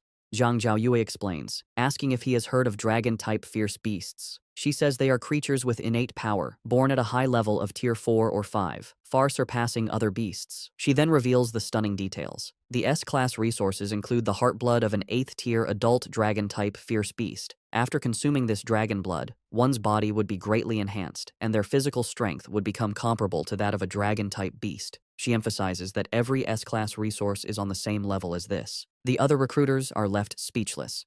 Su Yun admits that even she is tempted, remarking on Modu's wealth. Wu Yuan, flustered, points out that S-class resources are usually reserved for top students, and offering them to a freshman is unheard of. They both realize they can no longer compete. With all offers on the table, the 3 recruiters stand before Xu Jingming, telling him it is time to make his decision. With a confident, determined smile, Xu Jingming gives his answer without hesitation, declaring that he chooses Modu Superpower University. With his choice made, Xu Jingming explains he chose Modu Superpower University not just for their great offer, but because its combat training is the best in the University Alliance, with many founders coming from Modu. He then bows to Su Yun and Wu Yuan, thanking them for their offer. They both look disappointed. Pleased with his decision, Director Zhang Zhaoyue creates a glowing admission letter and gives it to Xu Jingming, welcoming him. She tells him that while new students enroll on September 1st as a special recruit, he can register early and will be given a place to stay. Eager to start, Xu Jingming asks if he can access the library's superpower training methods and combat techniques ahead of time. Zhang Zhaoyu agrees without hesitation, adding that the school can provide him with a private study room. She hands him her contact card, telling him to get in touch when he arrives in Magic City. Holding his admission letter, Xu Jingming looks at the smiling director and says he can't wait to go and register.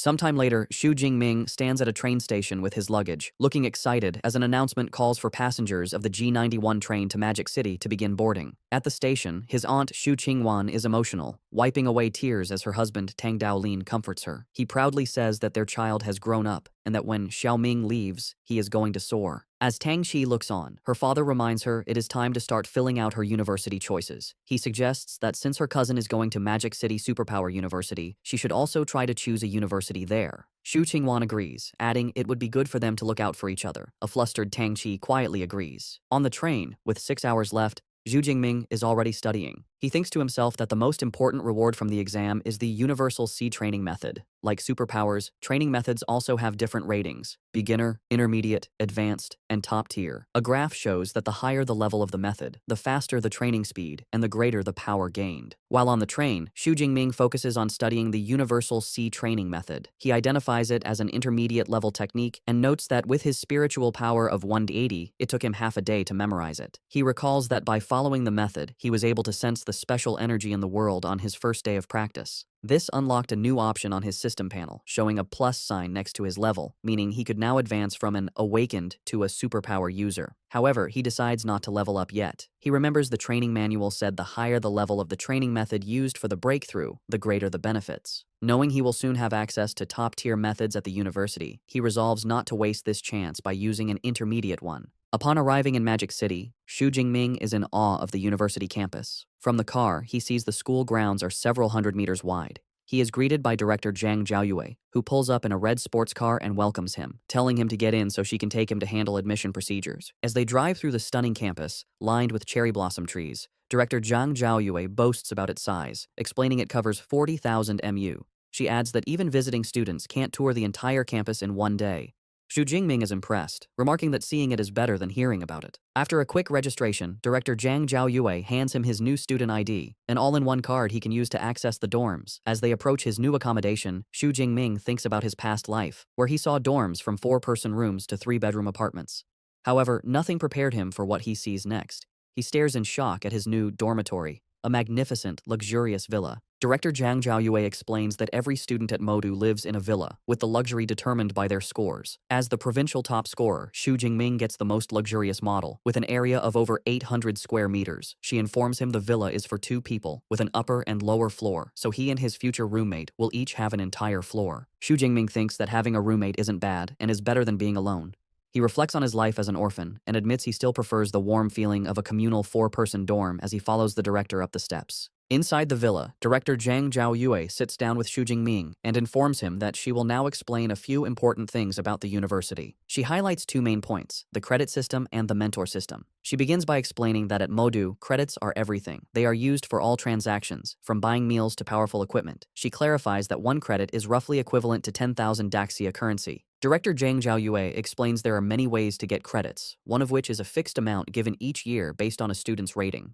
As an S-class student, Xu Jingming gets 100 credits for the year. To show him, she summons a small, spherical robot, calling out, "Eva." The device floats and projects a message, confirming Xu Jingming's credit balance is 100. The director introduces the robot as Eva, the AI equipped in every dorm. She explains Eva's main body is the school's central AI, and the dorm units are subunits. However, she notes that even a subunit is a level 4 AI, capable of assisting with daily life. Xu Jingming is stunned, realizing the AI technology on Blue Star is far more advanced than in his previous life. With the first point covered, director Zhang Zhaoyue moves on to the mentor system. She explains every student can choose a mentor they admire and ask for guidance, though the mentor must agree. Xu Jingming is intrigued, questioning if he can get one-on-one guidance as a freshman. She confirms this, adding that all mentors at the university are high-level superpowered individuals. Most have their own original combat techniques and training methods, which they do not pass on to outsiders. These secret techniques can only be learned after becoming their official disciple. Given Xu Jingming's abilities, she informs him the university has 4 mentors who specialize in the lightning element. Her top recommendation is Yang Zhentian, the dean of the Weaponry Academy. At her command, Eva projects a profile of the dean. It reveals Yang Zhentian is a 52-year-old, Tier 7 high-rank superpowered individual with an A-rank lightning superpower. He is a master of various weapons, especially the spear, earning him the title Thunder Spear. The profile also notes he once fought an 8th-tier demonic whale for 3 days and nights before killing it alone. The director also provides information on the other 3 potential mentors, but tells Xu Jingming the final choice is his. After reviewing the options, a confident smile spreads across Xu Jingming's face. He notes Dean Yang Zhentian is not only a lightning user, but also a spear specialist, concluding he is the best choice for his mentor. Having made his choice, Xu Jingming heads to the mentor's residential area,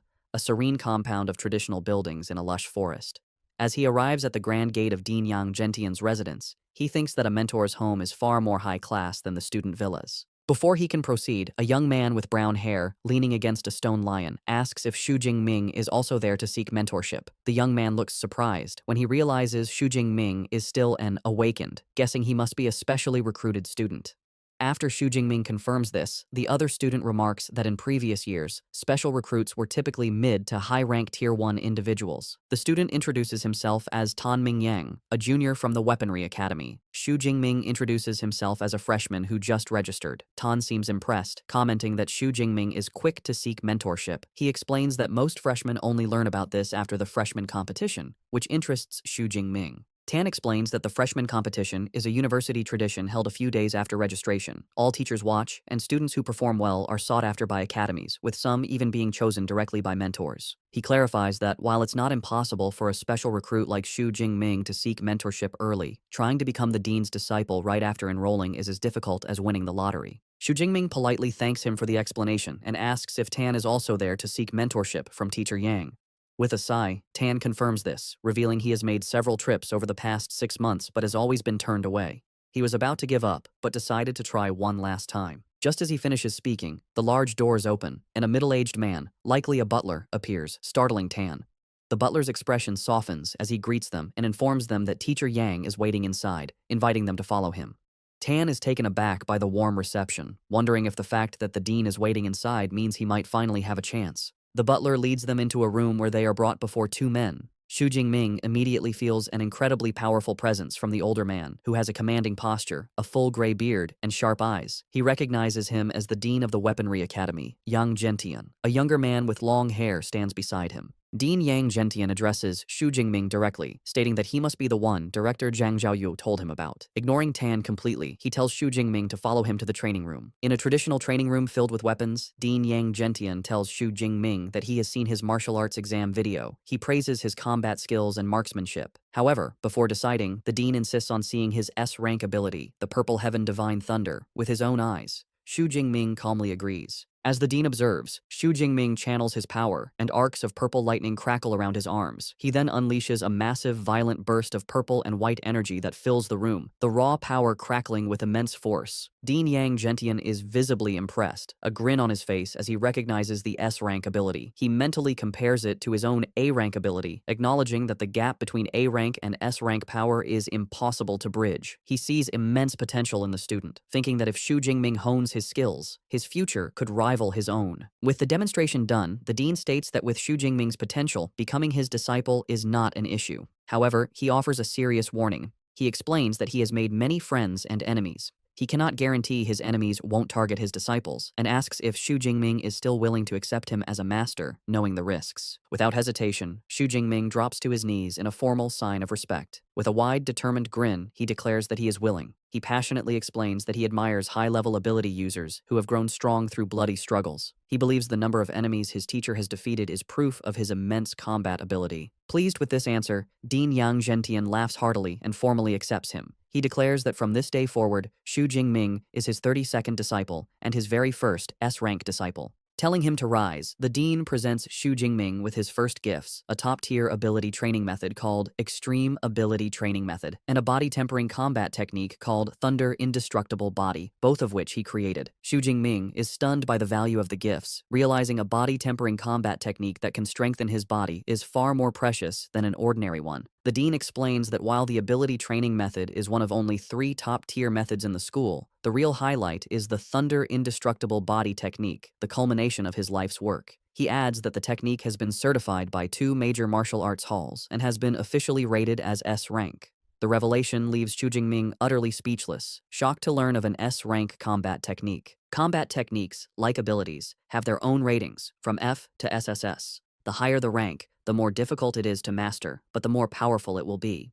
Xu Jingming reflects on this, realizing the terrifying extent of his new master's talent. He knows that most 7th-level masters are exceptional if they can create an A-rank combat technique. For his master to have created an S-rank technique, his martial arts talent is terrifyingly high. Dean Yang Gentian provides more details about his S-rank technique. He explains that the Thunder Indestructible Body is only for lightning element users and has 13 levels. With each level, the user's body undergoes a transformation. However, he clarifies a crucial requirement. To begin cultivating it, one must first advance from an awakened to a true ability user. He then gives Xu Jingming his first task. He instructs him to use the extreme ability training method to achieve his breakthrough. Once Xu Jingming has advanced, he is to return, and the dean will personally help him build the foundation for the Thunder Indestructible Body. Overwhelmed with gratitude, Xu Jingming bows deeply, thinking how much better it is to have a mentor's guidance. The dean then shares a personal motivation, revealing he has only cultivated the technique to the 10th level. He looks at Xu Jingming with hope, stating that if he is unable to reach the peak of a martial saint, then Xu Jingming will be the greatest hope to prove the technique's potential. His eyes gleam as he reveals his ultimate guess. If one can cultivate the technique to its final level, their body can achieve a state of being eternal and indestructible. As Xu Jingming leaves his master's residence, waving goodbye to the butler, he finds Tan Mingyang sitting dejectedly on the steps outside, holding his head in despair. Xu Jingming approaches him and asks what is wrong.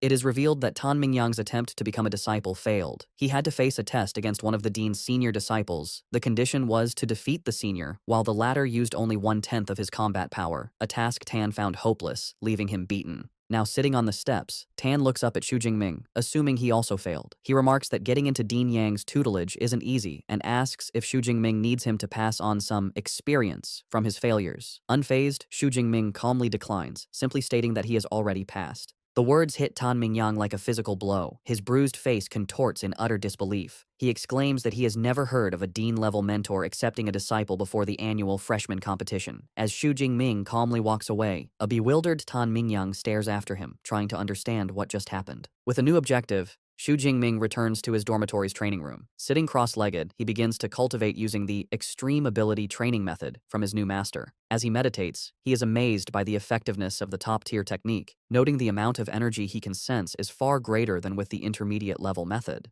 A confident smirk appears on his face. Knowing he has already mastered the principles, he decides there is no need to practice it step by step. Instead, he will use his cheat system to advance directly. He accesses his system panel and commands it to use his ability points to increase his level. The effect is immediate and intense. A surge of energy courses through him, causing him to grunt in pain. He clutches his clothes as raw energy surges through his veins. The power erupts from his body in a massive blast of light and force that shakes the room. A moment later, the energy subsides. Breathing heavily, Xu Jingming pushes himself up, thinking he has successfully broken through. A notification confirms his new status as a first-tier, lower-rank ability user. He examines his hand, where stable, powerful blue lightning now crackles with ease. As he tests his control, a much larger and more potent torrent of lightning flows from his hand, a clear sign of his increased power. Clenching his fist, he marvels at the result. He can feel the power in his body has increased by at least 4 or 5 times. He confidently thinks that if he were to face the second-tier bloodthirsty tyrant bear again, his thunder ability alone would be enough to defeat it. He pulls up his system panel to check his new stats and understands why all ability users want higher-level cultivation methods. He calculates that if he had used the intermediate method, his vitality and spirit would have only increased by 30 or 40 points. But now, using the top-tier method, they have increased by almost 100 points in one go.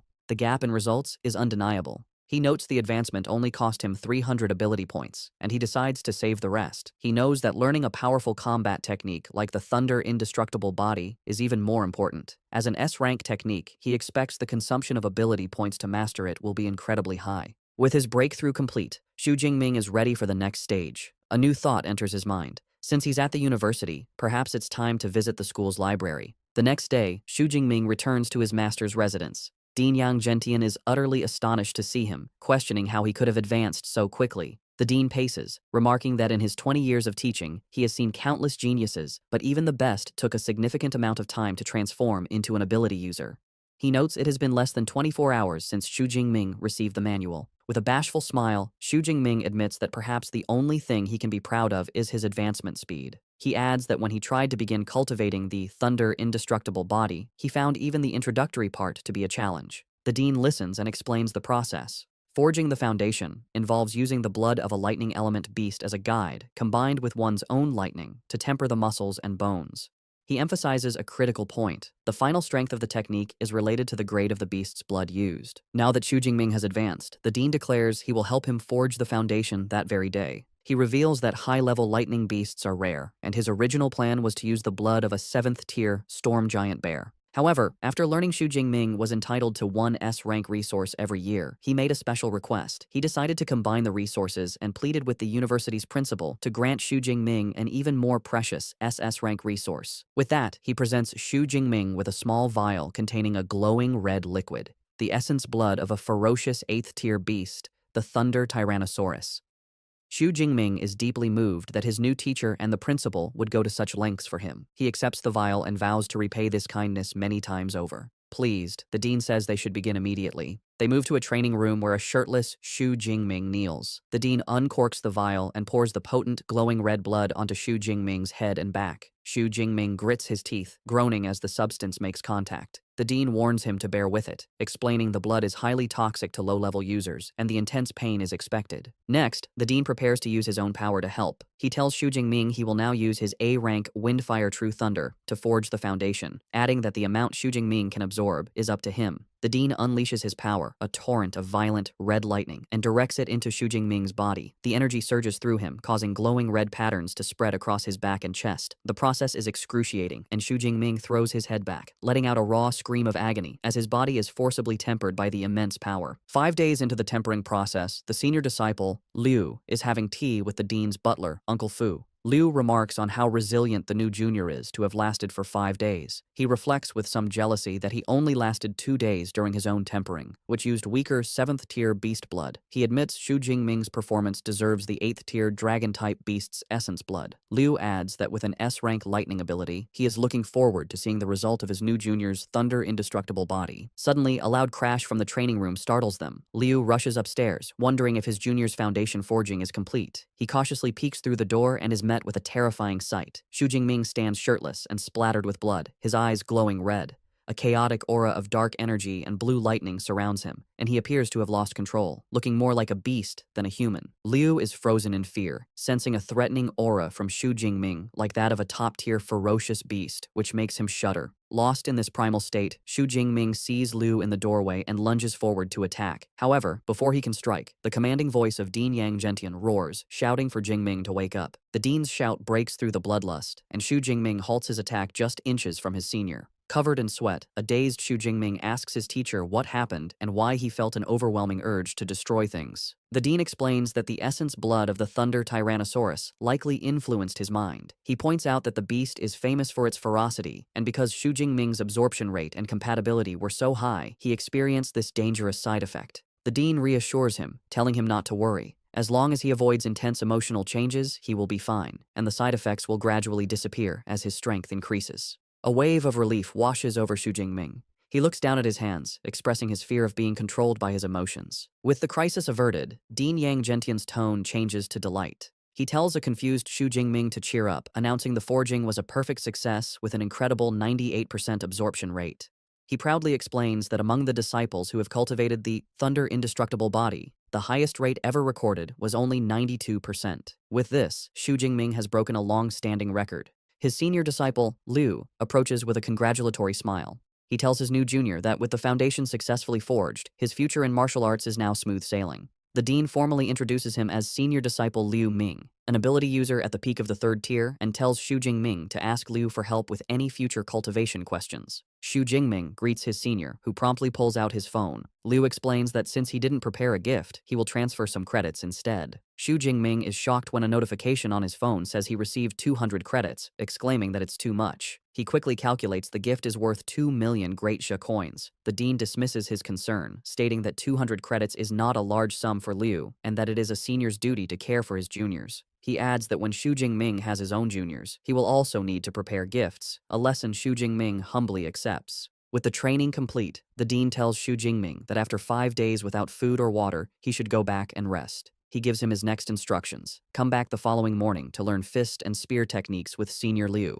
Xu Jingming gratefully thanks his teacher and leaves. Back at his luxurious villa, Xu Jingming finds a young man with spiky white hair and red eyes on the couch, focused on a video game. The young man turns, realizing he's not alone, and greets Xu Jingming, guessing he must be his new roommate. He introduces himself as Liu Wentao. When Xu Jingming introduces himself, Liu Wentao's eyes widen. He excitedly points and exclaims that he is the top scorer from Jiangnan province. When Xu Jingming asks how he knew, Liu Wentao proudly declares his nickname is Mr. Know-It-All, as he knows about most freshmen. He admits he didn't specifically look up Xu Jingming, but the stir he caused was so big he couldn't help but hear about him. He marvels that the legendary Dark Horse top scorer is his new roommate. Putting a friendly arm around his shoulder, he starts bombarding our boy with questions, asking if he is really from Zhangcheng, if he was truly just an awakened during the exam, and commenting that his ability does not look like it's only E rank. Despite the endless questions, Xu Jingming finds he likes the friendly chatterbox. He reflects that he has always hated loneliness. Flashbacks reveal his past. Growing up in an orphanage without a sense of belonging. School was better, as he had friends. His happiest memories are from his college days, joking around and playing games with roommates. He recalls getting his master's and PhD, never imagining that after drinking too much at his graduation, he would wake up in a different world. He thinks about how he didn't expect to still be an orphan after transmigrating, but with a roommate like Liu Wentao, he feels he won't be lonely. Meanwhile, Liu Wentao proudly boasts that he is a top student from Sichuan province with an A-rank ability and is currently a first-tier middle-rank ability user. He declares his ambition to major in college tactics and command a military region to slaughter all the ferocious beasts on Blue Star. Changing the subject, Xu Jingming mentions he is heading to the martial arts hall. Intrigued, Liu Wentao decides to join him, admitting he hasn't visited the university's hall yet.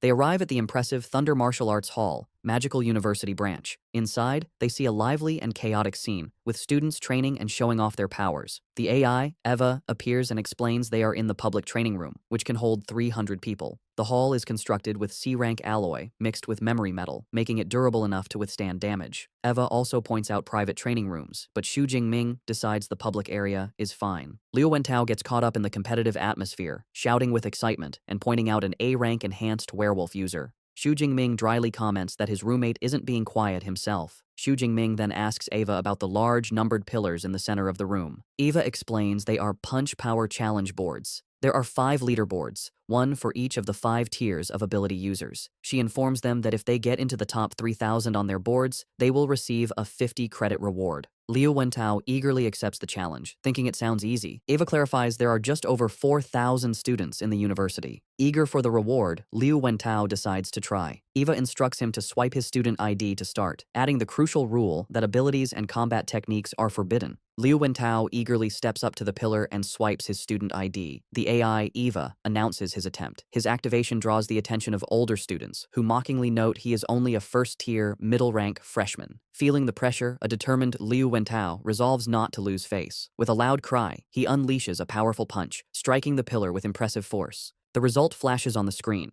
a punch power of 476 kilograms. Pleased, Liu Wentao thinks he didn't embarrass himself, and getting into the top 3,000 should be no problem. His pride is short-lived, as Eva delivers a devastating update. His rank is beyond 100,000. Liu Wentao is left in shock, screaming in disbelief and questioning how this is possible with only about 4,000 students at the university. Eva coldly clarifies the leaderboard tallies the scores of all students since the university's founding 100 years ago. The humiliating realization dawns on Liu Wentao. The crowd was waiting to see him make a fool of himself. The older students erupt in laughter, with one remarking how hilarious it is. As his roommate wallows in embarrassment, Xu Jingming offers some consolation, reminding him that as a spiritual element user, physical punch power isn't his strength. A grateful Liu Wentao encourages Xu Jingming to try, certain he will be stronger. Xu Jingming agrees, admitting he wanted to test his strength anyway. He swipes his ID, and Eva announces his challenge. The crowd's attention shifts to him, but they are even more dismissive, noting he seems weaker, at a first-tier, lower rank. They doubt his punch power will even reach 400 kilograms. However, one onlooker finds the name Xu Jingming strangely familiar. Meanwhile, Xu Jingming is confident. He reflects on his recent progress, advancing to a first-tier ability user and tempering his body for 5 days and nights to forge his new technique's foundation. A quick check of his system panel confirms his new stats, including an enhanced physique and the Thunder Indestructible Body First skill. He clenches his fist, eager to see what level his punch power has reached. With a surge of power, he throws a punch, and the impact creates a powerful shockwave that ripples through the air. The powerful shockwave from Xu Jingming's punch ripples through the air, stunning the crowd in the martial arts hall. A digital screen shows the incredible result, a fist power of 4,589 kilograms. This score not only puts him first on the leaderboard, but also shatters the long-standing record for first-tier ability users. The older students who had been mocking him are left in disbelief. One exclaims the record has been broken, while another questions how a lower-rank first-tier user could have such immense power. A third student grimly points out that a punch with that force could turn him into meat paste, finding it impossible to believe this is a freshman. Two female students in the crowd are equally astonished. One comments that the top 1,000 on the leaderboard are figures who lead the era, wondering how exceptional the new number one must be. Her friend adds the record had stood for over 10 years and feels she must record the historic moment. His roommate, Liu Wentao, is ecstatic, grabbing Xu Jingming and declaring he is truly his brother and will follow him from now on. A smiling Xu Jingming modestly tells him not to exaggerate. Looking at his fist, Xu Jingming inwardly reflects, pleased with the outcome.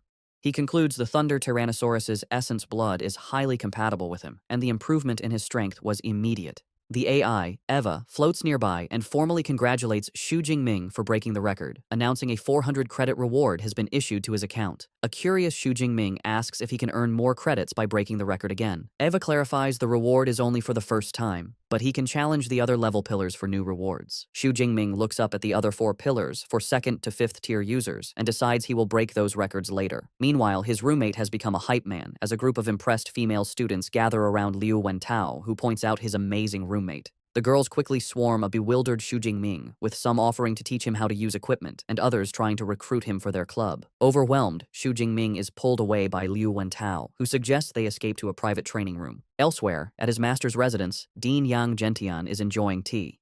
His senior disciple, Liu Ming, shows him his phone, reporting that his junior brother Xu is a hot topic on the campus forums. Dean Yang Gentian marvels at our boy's exaggerated physical strength, questioning why he ran off to break records instead of resting. Liu Ming then reflects on his own past. He recalls when he was a high-rank first-tier user and had just mastered the first layer of the Thunder Indestructible Body. His fist power was only a little over 3,500 kilograms. He concludes with awe that his new junior brother is much more than just a little stronger than he was. In a luxurious apartment, a young man with dark hair and a brown jacket stares at his phone. Suddenly, he erupts in rage, slamming his hand on the marble countertop. The glass beside him shatters as his hand is covered in orange flames and blue lightning. He fumes, cursing that Xu Jingming has also come to Magic Capital. Clenching his fiery fist, his face contorts with anger. He thinks about how Xu Jingming's success made him miss his chance to be the top scorer of Jiangnan province, turning him into a laughingstock in his home city. He fiercely vows that this time, he will take back all the honor he believes is his. Meanwhile, back in his university's training room, Xu Jingming sits calmly, holding a small knife. He reflects on the effects of his new Thunder Indestructible Body technique, marveling that even after 5 grueling days of tempering without food or rest, he is still full of energy. To test his new durability, he lightly drags the sharp blade across his hand. The knife makes a metallic sound but fails to break the skin, leaving only a faint white mark. He is impressed, realizing his body's defense is now like E-grade alloy, making him invulnerable to ordinary blades. He concludes it is truly a worthy S-grade body refinement technique. Just then, his roommate Liu Wentao bursts in, calling his name excitedly. He informs Xu Jingming that the news of him breaking the record has caused an explosion on the campus forum. He adds that countless students are posting replies, saying they want to challenge him. Far from being annoyed, a competitive smirk plays on Xu Jingming's lips. He remarks to himself that the martial spirit at Magic University is indeed quite strong. Seeing the challenges, a protective Liu Wentao holds up his phone and angrily offers to help his roommate by crushing the self-overestimating guys online.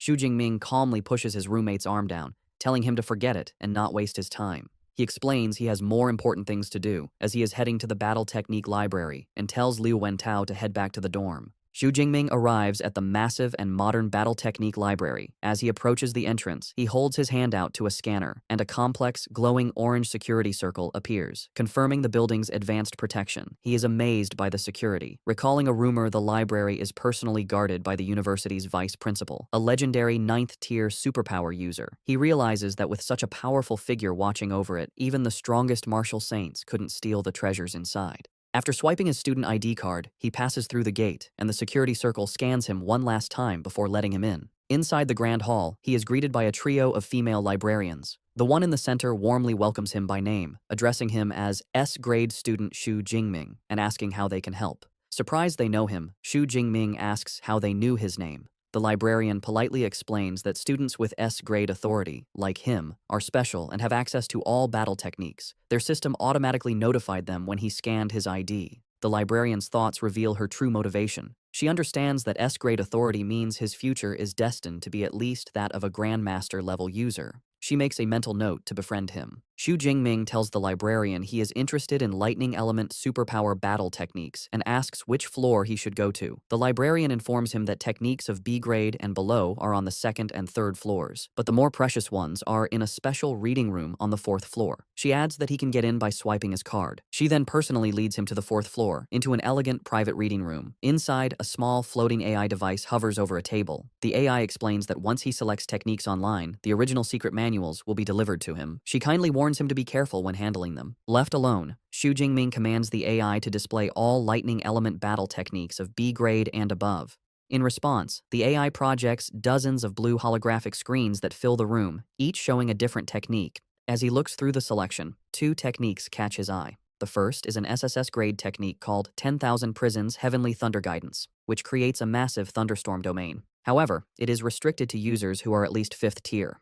The second is an SS grade technique named Wrath of the Thunder God, which summons powerful thunder. This one is also restricted, requiring a user to be at least 4th tier. Xu Jingming is in awe of the quality of the techniques, seeing SS grade and even SSS grade options. He marvels at how rich the university's collection of secret manuals is, and wonders if he can view them for free. His excitement fades as he realizes the cultivation of these powerful techniques has strict requirements. With his current status, he can only learn A-grade battle techniques for now. He sees countless A-grade options, noting that choosing would be incredibly difficult without his teacher's guidance. Fortunately, he came prepared. He pulls out a recommendation list from his master, Dean Yang Zhentian, which saves him time. Using the list, he interacts with the holographic displays, pointing out his desired techniques. He makes his final decision, choosing 4 specific A-grade techniques. The first is Thunder Spear, an offensive technique. The second is Chain Thunder Gun, a sustained attack. The third is Thunder Flash, a movement technique. The final one is Thunder Prison, a control technique. He mentally categorizes his new skills. Thunder Spear for ranged strikes, Chain Thunder Gun for sustained attacks, Thunder Flash for movement, and Thunder Prison for crowd control. He confidently believes that with these 4 battle techniques and his S-rank Thunder Indestructible body, his combat style will have hardly any flaws. The AI, Eva, analyzes his selection, informing him the average time to learn each A-grade technique to an elementary level is 6 months. It recommends mixing in lower-level techniques for a more balanced approach. However, Xu Jingming confidently dismisses the advice. A short while later, the librarian returns, presenting him with the 4 physical manuals for his chosen techniques. As he reaches for them, Xu Jingming marvels at how luxurious they are. He reflects on their market value, knowing even C-grade secret manuals cost millions, making these 4 priceless A-grade originals an incredible treasure. As he opens the first manual, a golden light shines from its pages. He is struck by the profound artistic conception and powerful aura, realizing it is an experience a copy could never reproduce. He settles down and begins to study the manuals intently. As hours go by, his focus turns to frustration. Sweat beads on his forehead as he clutches his head, struggling to comprehend the complex content. Despite the difficulty, he perseveres, turning page after page. After a long study period, he leans back, having finished all 4 manuals. He then calls out to his system, Deep Blue, and commands it to add points. The system responds instantly. 4 notifications appear, confirming 200 superpower points have been consumed for each technique, and all 4 have been successfully learned to the elementary level. He then pulls up his system panel to view his updated status. His new skills, Thunder Spear, Thunder Flash, A-grade Chain Thunder Gun, and Thunder Prison, are all listed at the elementary level. His body refinement technique, thunder indestructible body remains at the first layer, and his available superpower points have decreased to 1434. Standing up, Xu Jingming clenches his fist, a faint aura of power around him. Having acquired so many powerful battle techniques, he looks upward with a confident and predatory expression, wondering which lucky person will be the first to taste the power of his new arsenal. In their luxurious villa at night, Liu Wentao sits on the couch and tells Xu Jingming about a notification from Eva. The freshman assembly is the next day at Training Ground 1. He also mentions a new group chat for the freshmen and suggests Xu Jingming should join. Xu Jingming calmly agrees. Liu Wentao then asks what level of combat techniques Xu Jingming chose at the library. Xu Jingming casually replies that he picked up 4 A-rank combat techniques. This answer shocks Liu Wentao. He exclaims that learning 4 A-rank techniques would normally take a student until their sophomore or junior year. He concludes that his roommate doesn't take the usual route. Liu Wentao's curiosity grows. He realizes that to browse A-rank techniques, Xu Jingming must have A-rank permission.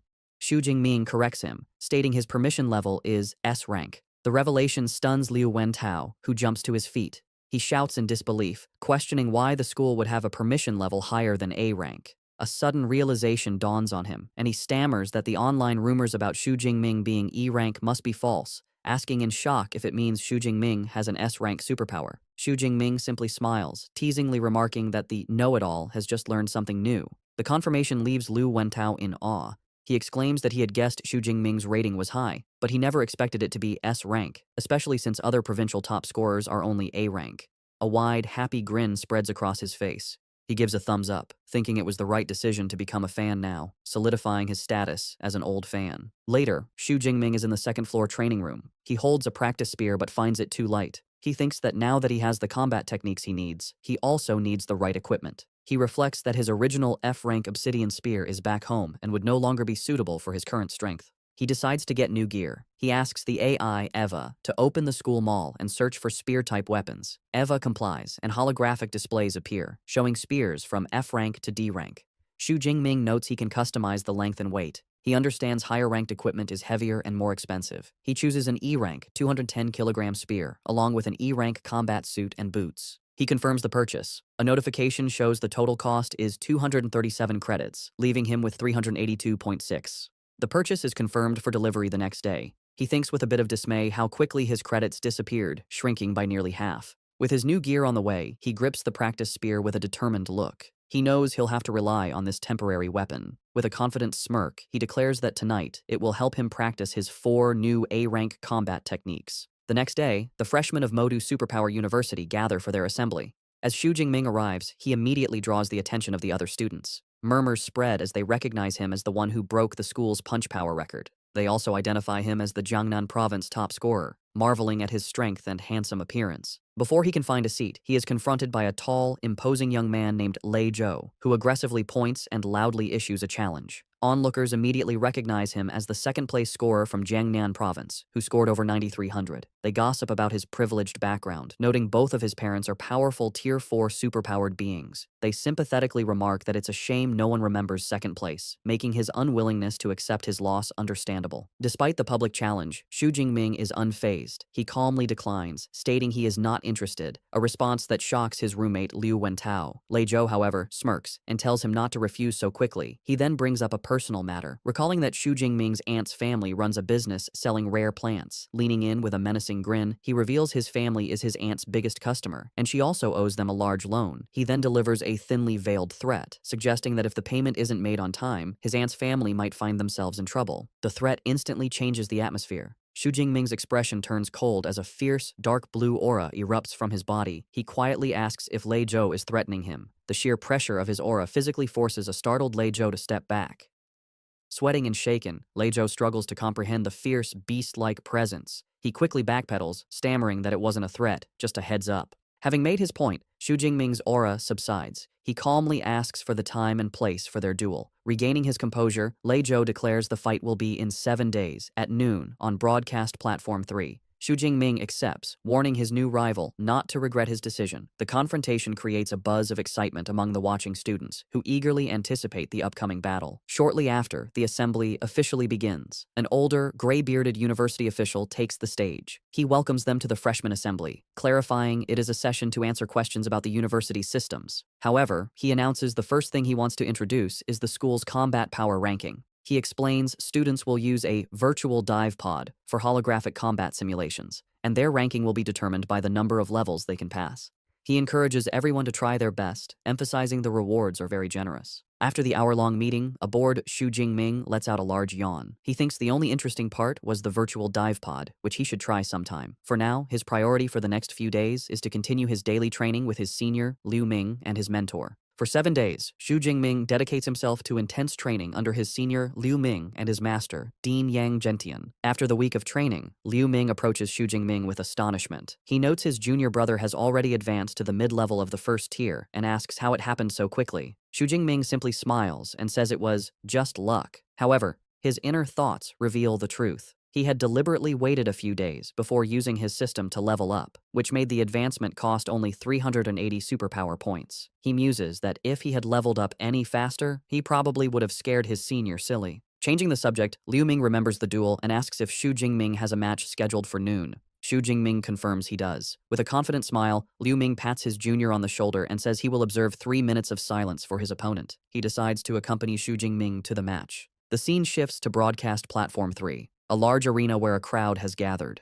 Lei Zhou enters the ring with his friends. One notes it's a good chance to see the top scorer's strength. Another dismisses Xu Jingming's high score as a fluke and bets Lei Zhou will win. When someone mentions Xu Jingming broke the punch power record, Lei Zhou scoffs, arguing a physical record is meaningless when superpowers are what truly matter. Just then, Xu Jingming makes his entrance with Liu Ming. Dressed in a new black coat and carrying his new spear, his arrival causes a stir. As Xu Jingming walks towards the ring, Liu Ming thinks with amusement that with his junior's handsome looks, he will undoubtedly charm countless female students once he achieves success. From the ring, Lei Zhou observes his opponent's aura and notes Xu Jingming's rank has increased. However, he remains confident, thinking he has other preparations. Seeking to raise the stakes, Lei Zhou proposes they add a wager, all of their credits. Xu Jingming accepts without hesitation, stating he has 370 credits. Impressed, Lei Zhou says he will cover any shortfall in his own credits with cash. He proposes they both transfer their credits to the account of Old Master Zhou, a neutral third party. The teacher presiding over the match is a woman with blonde hair tied in a ponytail, called Zhou Yun, a powerful Tier 6, mid-level healing-type superpowered being.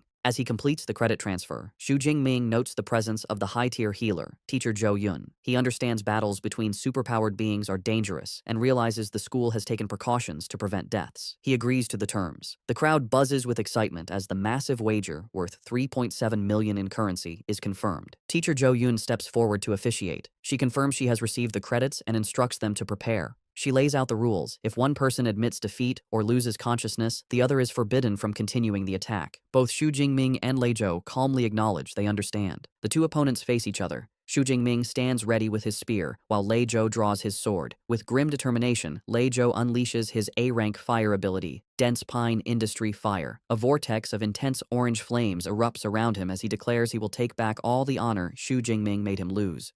The power of his ability impresses the crowd, who marvel at the terrifying force of an A-rank fire superpower. Wreathed in flames, Lei Zhou charges forward. He leaps and brings his sword down in a powerful, raging flame slash. In response, Xu Jingming simply stands his ground and swings his spear in a basic upward arc. To everyone's astonishment, his simple block completely neutralizes the flaming sword strike. The audience is stunned. They can't believe Xu Jingming didn't use a combat technique and still blocked such a powerful move. They exclaim in shock that a normal attack just broke a big special move. Lei Zhou himself is left speechless, gritting his teeth in disbelief. With his opponent's attack nullified, Xu Jingming looks at him with cold indifference. Purple lightning begins to crackle around him as he tells Lei Zhou that nothing is impossible. The only reason it seems so is because Lei Zhou is simply too weak. Before his rival can react, Xu Jingming launches a devastating counterattack. Surrounded by a torrent of purple lightning, he lunges forward and strikes Lei Zhou squarely in the chest, sending him flying backward. The purple lightning from Xu Jingming's attack courses through Lei Zhou's body, making him cry out in agony. The force of the blow sends his sword flying amidst a spray of blood as he is thrown backward. He lands hard on the floor of the ring, slumping over in defeat as smoke rises from his body. The crowd is stunned by the swift and decisive outcome. Lei Zhou's supporters are in disbelief, with one exclaiming that the fight is over after only 2 moves from Xu Jingming. Another angrily questions the claim that Lei Zhou was stronger now that he's been instantly defeated. The onlookers agree that Xu Jingming's strength is on a completely different level from the other freshmen. Watching from the sidelines, Liu Ming looks completely unimpressed. He thinks to himself that the match was too boring and didn't even make his junior brother use a tenth of his real power. Back in the ring, teacher Zhou Yun begins to announce the winner. However, a wounded Lei Zhou struggles to his feet, calling out to her. He grits his teeth, insisting he is not lost, and the match is not over. In a desperate move, he pulls out a small, red pill. Teacher Zhou Yun immediately recognizes it, shouting in alarm and identifying it as a rampaging blood pill. She warns him against taking it, telling him this is just a match and not worth risking his life. The audience also recognizes the dangerous item. They murmur that while the pill can boost a user's strength several times over for a short period, it has severe side effects that could leave him bedridden for months. They question if the risk is worth it. With a major university competition only a month away, Lei Zhou ignores their concerns, stating that he will bear any consequences himself. He is determined to take the gamble and will accept his loss only if he is defeated after this.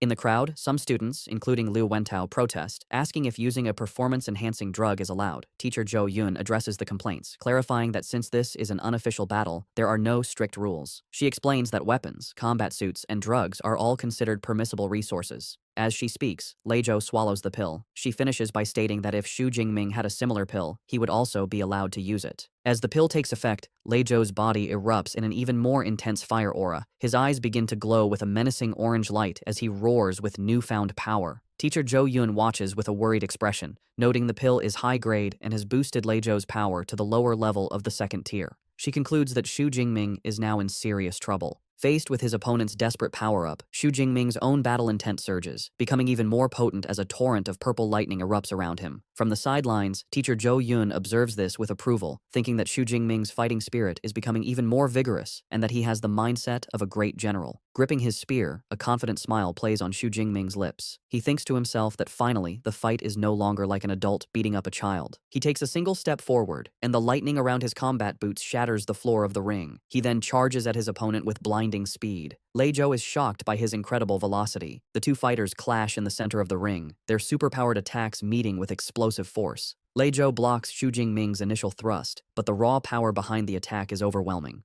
The force of the blow sends Lei Zhou staggering backward, forcing him to his knees to absorb the impact. Still surrounded by his wavering flames, he grits his teeth in disbelief. He can't understand how, even with his strength boosted to the second tier, he is still no match for Xu Jingming. He wonders what kind of monster he is facing. Realizing a head-on fight is useless, Lei Zhou changes his strategy. He decides that if he can't win a direct clash, he will attack from a distance. He leaps back and launches a volley of powerful fireballs at Xu Jingming. However, his ranged attack is met with casual disdain. Xu Jingming effortlessly swings his spear in a wide arc, creating a vortex of lightning that deflects all the fireballs. He mockingly asks if that is all Lei Zhou has. Frustrated and sweating, Lei Zhou curses his opponent's flawless lightning ability. He desperately clings to a new hope, thinking that he can no longer get close. But if he can exhaust Xu Jingming's power before his drug boost wears off, he might still have a chance. But Xu Jingming has no intention of letting the fight drag on. He decides to end it. He raises his hand and summons a massive amount of purple energy, condensing it into a solid spear of pure, crackling lightning. His A-rank technique,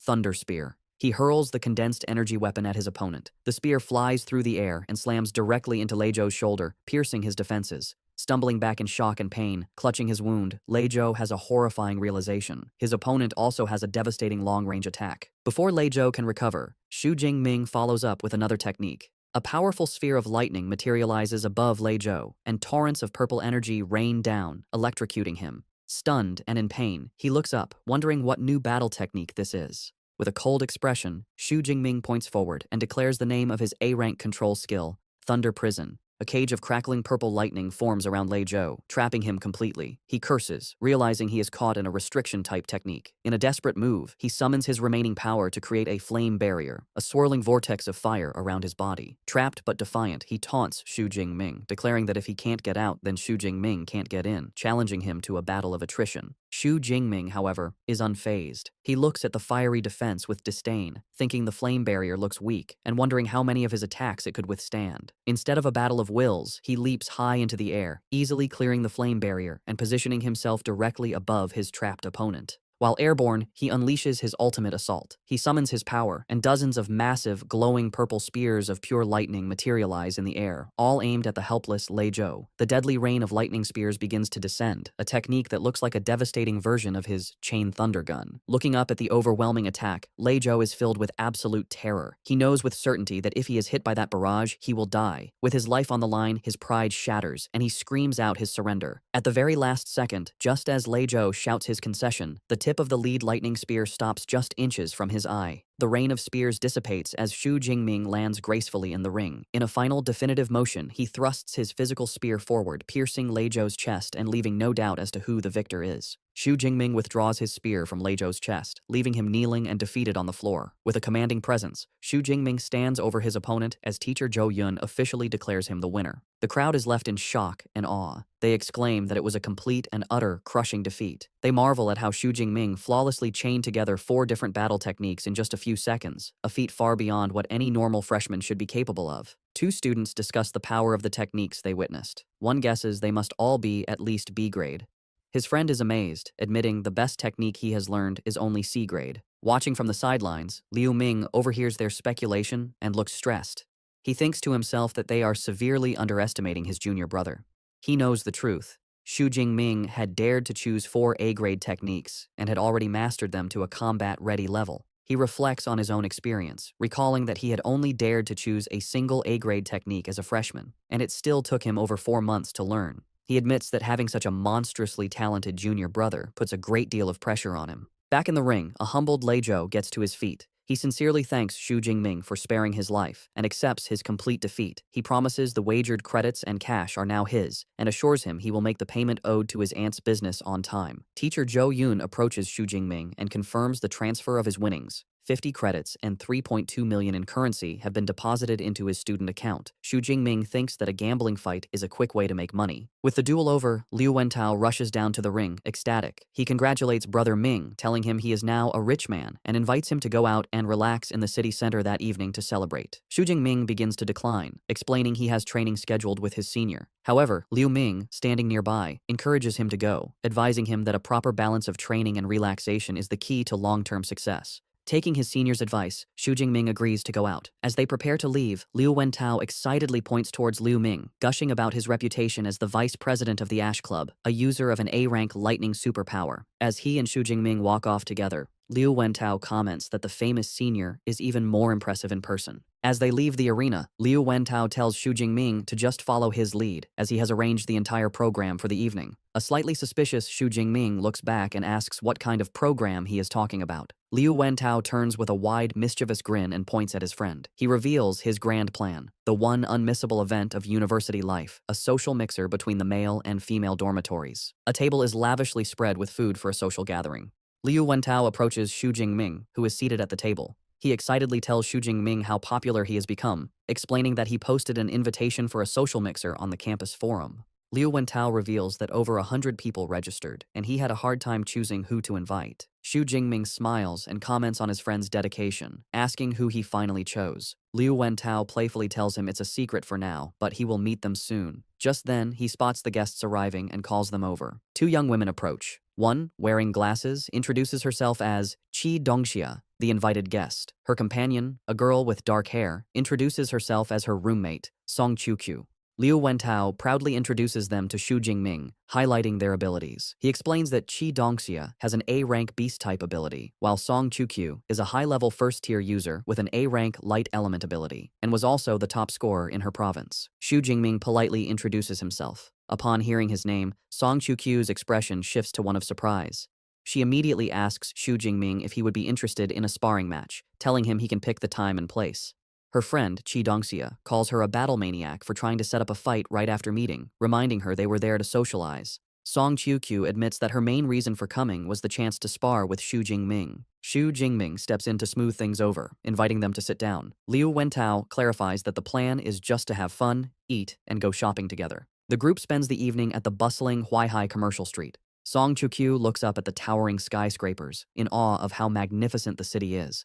As they walk, Chi Dongxia admires the clothes in a window, while Xu Jingming notices the wide array of high-end equipment for superpowered individuals, including A-rank weapons. He observes a display of blades and elixirs, thinking this commercial center offers a far greater selection of gear than his hometown of Jiangcheng. Their outing continues as they enjoy some street food together. Later, they browse a clothing boutique. As the girls shop, Xu Jingming offers to hold Song Chiu-kyu's shopping bag, and their hands briefly touch as he takes it. Afterward, Xu Jingming watches as the two girls walk ahead, looking at a jewelry display. By the end of the evening, Xu Jingming is holding many shopping bags, surprised they spent several million in just a few hours. Liu Wentao remarks that despite Song Chiu-kyu's simple style, she is quite a wealthy young woman. When Xu Jingming seems curious, Liu Wentao leans in to explain that her family background is also incredibly powerful. Just then, Chi Dongxia cheerfully calls out to them to help carry one final bag, while Song Chiu-kyu thinks it is probably time to head back. The night ends with Xu Jingming and Liu Wentao walking the girls back to their impressive villa. Song Chiu-kyu tells the boys that they had a lot of fun. Both Xu Jingming and Liu Wentao wave goodbye as the girls head towards their home. However, before leaving, Song Chiu-kyu stops and faces Xu Jingming with a serious expression. She tells him she was serious earlier and promises that one day she will formally challenge him to a sparring match. Her determined declaration surprises Xu Jingming for a moment, but he quickly recovers, a confident smile on his face as he accepts her challenge, saying he is looking forward to it. Song Chiu-kyu seems pleased before turning to go inside. Once inside, Chi Dongxia begins to tease her friend. She remarks that she has never seen Song Chiu-kyu show a pleasant expression to any boy since they started university, with Xu Jingming as the only exception. She happily concludes it was a great idea to bring her. Song Chiu-kyu explains the reason for her usual coldness. She reveals her A-rank light element ability lets her perceive the inner thoughts of others, so she is constantly exposed to the impure thoughts of the boys around her. However, she says Xu Jingming is different. Her ability revealed he only holds a sense of appreciation with no impure intentions. She concludes thoughtfully that he is special.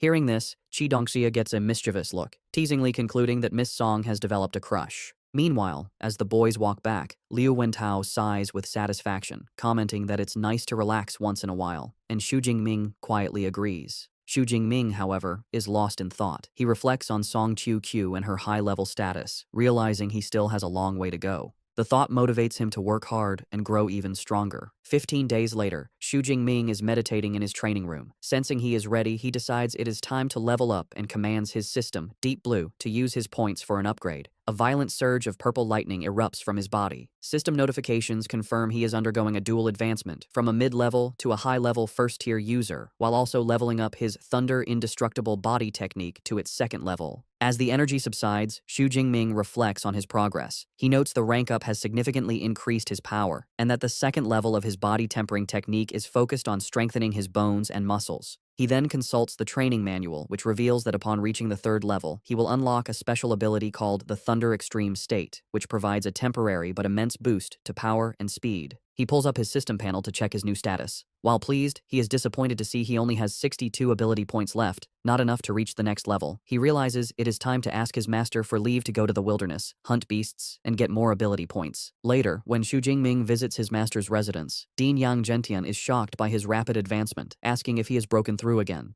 Xu Jingming calmly confirms his progress from the previous night, also mentioning his body tempering technique has reached the second level.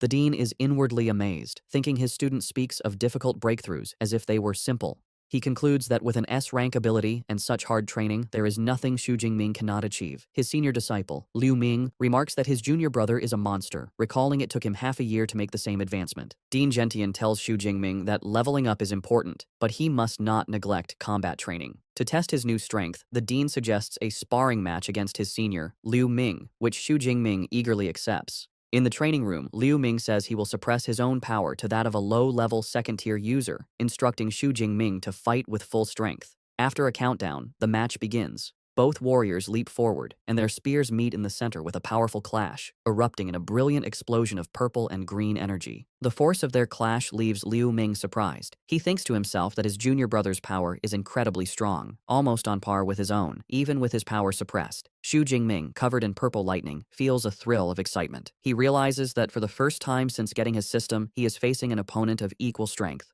Deciding to press his advantage, Xu Jingming concentrates a sphere of lightning in his hand and unleashes his thunder prison technique. The massive orb of electricity flies across the room, forcing Liu Ming to defend himself. Before his senior can recover, Xu Jingming leaps and follows up with another attack, throwing a volley of lightning spears in a move like his chain thunder gun technique. Liu Ming recognizes the combination of skills. With a smirk, he notes that this is the same combination that defeated Lei Zhou, but declares that he is no mere freshman. He gathers his own power and unleashes a devastating counterattack, a massive torrent of teal-colored lightning called Jade Pivot True Thunder. 20 minutes later, the intense battle is over. An exhausted Xu Jingming leans on his spear for support. He concedes the match, admitting that his divine thunder energy is depleted and that he has lost. Liu Ming, however, reassures him. He explains that Xu Jingming did not lose because of skill, but was simply at a disadvantage due to lower energy reserves. Their master, Dean Yang Gentian, approaches them, praising the fight as an exciting spectacle. He admits Xu Jingming's performance far exceeded his expectations. He had thought Liu Ming would win easily, but instead they were so evenly matched, the outcome was decided by a battle of attrition. Liu Ming then asks his junior brother if he is aware of the true level his combat power reached during their fight. When Xu Jingming looks back, puzzled, Liu Ming makes a stunning declaration. His power is now unrivaled in the second tier.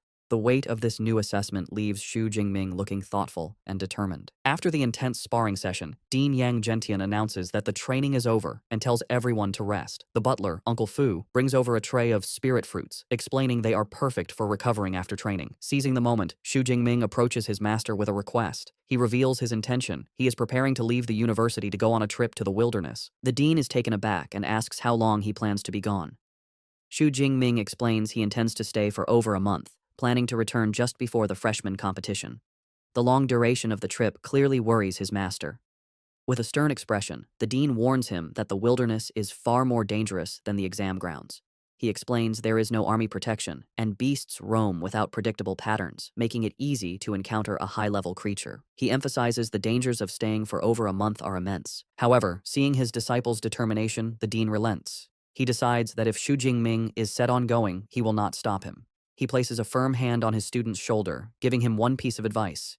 If a situation ever looks bad, he must flee without hesitation. The dean explains that the path to becoming powerful is filled with life and death crises, and since his disciple is so ambitious, he will not stand in his way. Xu Jingming bows his head in gratitude, thanking his master for his understanding. The dean then asks which wilderness area he plans to visit. As Xu Jingming takes a spirit fruit from Liu Ming, he replies that he is heading to the wilderness near Yuanshui City. This news seems to relieve the dean, who notes the area is next to Magic Capital, and the beasts there only go up to tier 4 or 5, making it a relatively safer choice. He tells Xu Jingming that he will have Liu Ming share some valuable experience with him later, an offer Xu Jingming accepts. As a final gesture of support, the dean explains that since he cannot offer much help while he is away, he will at least provide him with a suitable weapon. A glowing ring on his finger begins to shine with a bright teal light, and he takes Xu Jingming's hand, preparing to give him his gift. Back in his dorm room, Xu Jingming sits on his bed, his new spear and a packed bag beside him. He asks the AI, Eva, to open the university's mission system. As holographic screens appear, he recalls the advice his senior disciple, Liu Ming, gave him. Before leaving for the wilderness, it is a good idea to accept some missions to earn extra credits. He looks through the list, noting the variety of tasks available, such as collecting beast materials, gathering rare herbs, and capturing fugitives. The rewards vary by difficulty, with C and D rank missions offering modest credits, while S and A rank missions offer much more.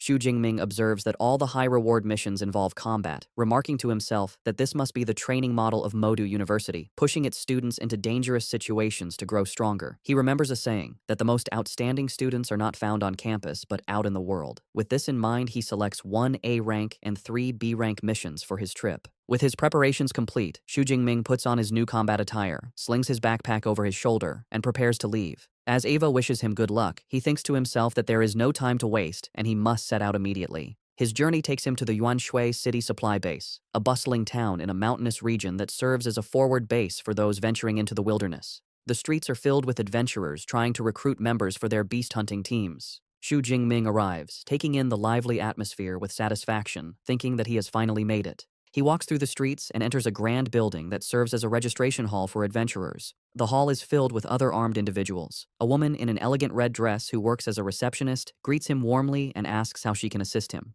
Xu Jingming states his purpose, explaining he wants to register as an adventurer. He holds up his identification, knowing that to enter the wilderness, one must first register for a nationally recognized adventurer identity. The receptionist takes Xu Jingming's university ID and is impressed that he is a student from Modu Superpower University. She remarks that it is rare to see a first-tier user like him venturing into the wilderness so soon. She informs him it will take a little while to process his registration and suggests he rest in the hall while he waits. As Xu Jingming waits, he walks through the hall, observing the other adventurers. Suddenly, a commotion erupts near the entrance. A group of men exclaim in excitement as a newcomer arrives. They recognize her as the goddess Jiang Chuxuan, commenting on her beauty and powerful aura, noting that such a presence is expected from a student of Modu University. The center of attention is a stylish woman with long white hair and sunglasses, who walks through the hall with confidence, followed by two large bodyguards and a cameraman. She is Jiang Chuxuan, a second-year student from Modu Superpower University. The onlookers gossip, speculating she must be there to film new material for her online videos. They praise her content and marvel at her popularity, with one man stating she has at least 10 million fans. Another corrects him, claiming she has over 15 million followers and passionately declares he would trade 10 years of his life to be her boyfriend. From a distance, Xu Jingming observes the scene. He recognizes she is a fellow student and internally notes her beauty is on par with Song Chukyu's. His observation is interrupted when the receptionist calls him over. She hands him his new adventurer card and a satellite smartwatch, explaining the watch has a map of the wilderness detailing beast activity and danger levels. Xu Jingming thanks her. As he turns to leave, a shady-looking man stops him. The man guesses this is Xu Jingming's first trip into the wilderness and warns him it is dangerous to go unprepared, offering to sell him some essential elixirs. Intrigued, Xu Jingming asks about the price. The man eagerly opens his coat to reveal hidden pills, offering first-grade healing elixirs for 20,000 and antidote elixirs for 15,000. He also mentions he has more potent second-grade versions, though they are more expensive. Xu Jingming casually remarks that the prices don't seem that high. The merchant laughs, pleased, and boasts that he is well known for selling cheap and effective elixirs.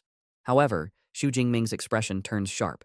He internally notes, something is wrong. He knows a standard first-grade elixir should cost at least 30 or 40,000. The man's low prices can only mean one thing. He is a scammer targeting inexperienced newcomers. Instead of being intimidated, Xu Jingming calmly asks how many elixirs the man wants, then immediately calls out his scam, asking how many other newcomers he has cheated. The merchant, realizing he's caught, drops his friendly act. He aggressively gets in Xu Jingming's face, asking if he was toying with him from the start. Xu Jingming remains unfazed, simply asking what he thinks. The merchant's face twists into a menacing grin. He declares that Xu Jingming is the first person to dare provoke him within the supply base. However, before things can escalate, a young woman with short, dark hair intervenes, shouting at the merchant. She calls him by his name, Zhao Chunlin, and accuses him of scamming new adventurers again. The woman walks towards them. Annoyed, Zhao Chunlin mutters that Xu Jingming is lucky this time. Before leaving, he leans in and delivers a sinister threat, warning Xu Jingming not to leave the supply base for the next few days, or he will regret it. As Zhao Chunlin stalks away, the other adventurers gossip.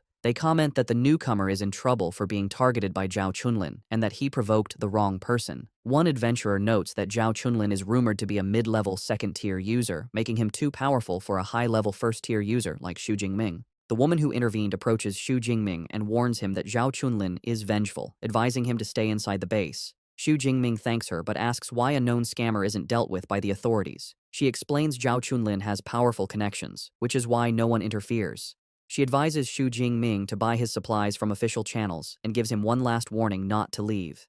As she walks away, Xu Jingming watches her go, thinking she is a kind-hearted person. Putting the encounter out of his mind, Xu Jingming refocuses. He decides to first purchase all the supplies he will need for the month, making a mental list of healing elixirs, antidote elixirs, and other necessities. Having finished his business, Xu Jingming approaches an official counter to purchase his supplies.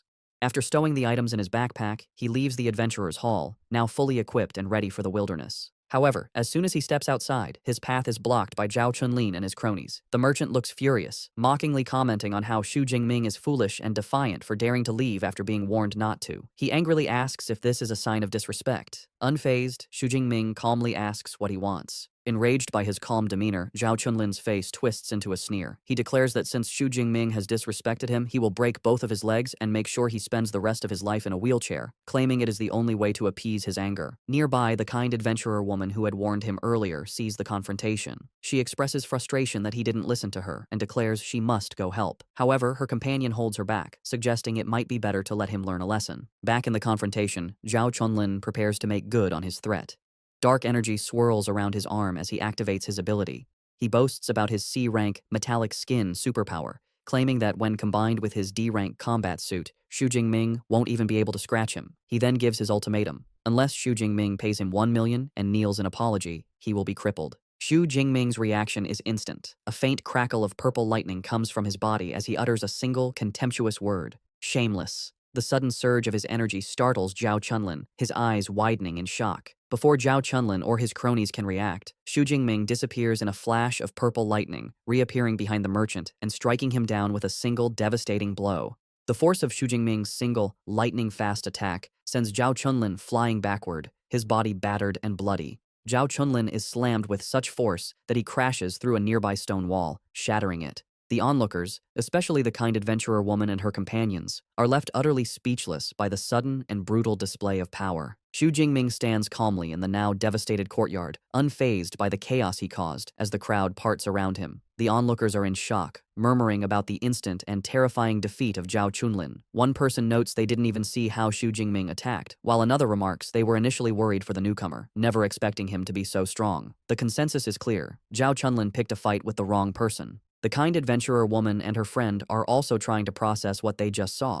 The woman admits she couldn't follow his movements either.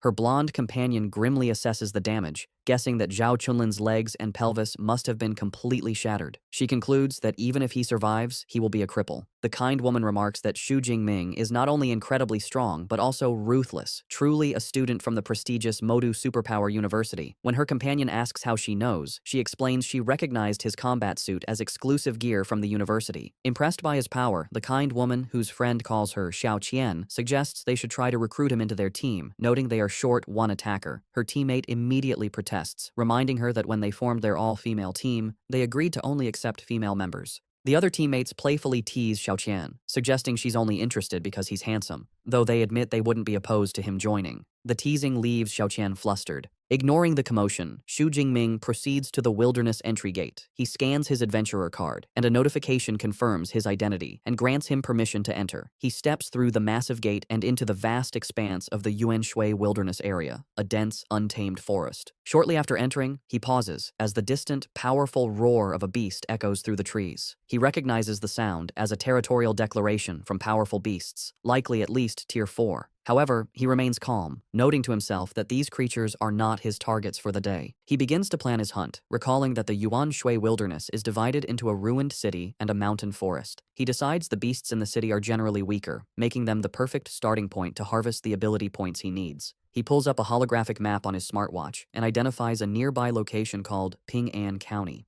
The data indicates the area is mostly inhabited by Tier 2 beasts, with very few Tier 1 and no higher-tiered creatures.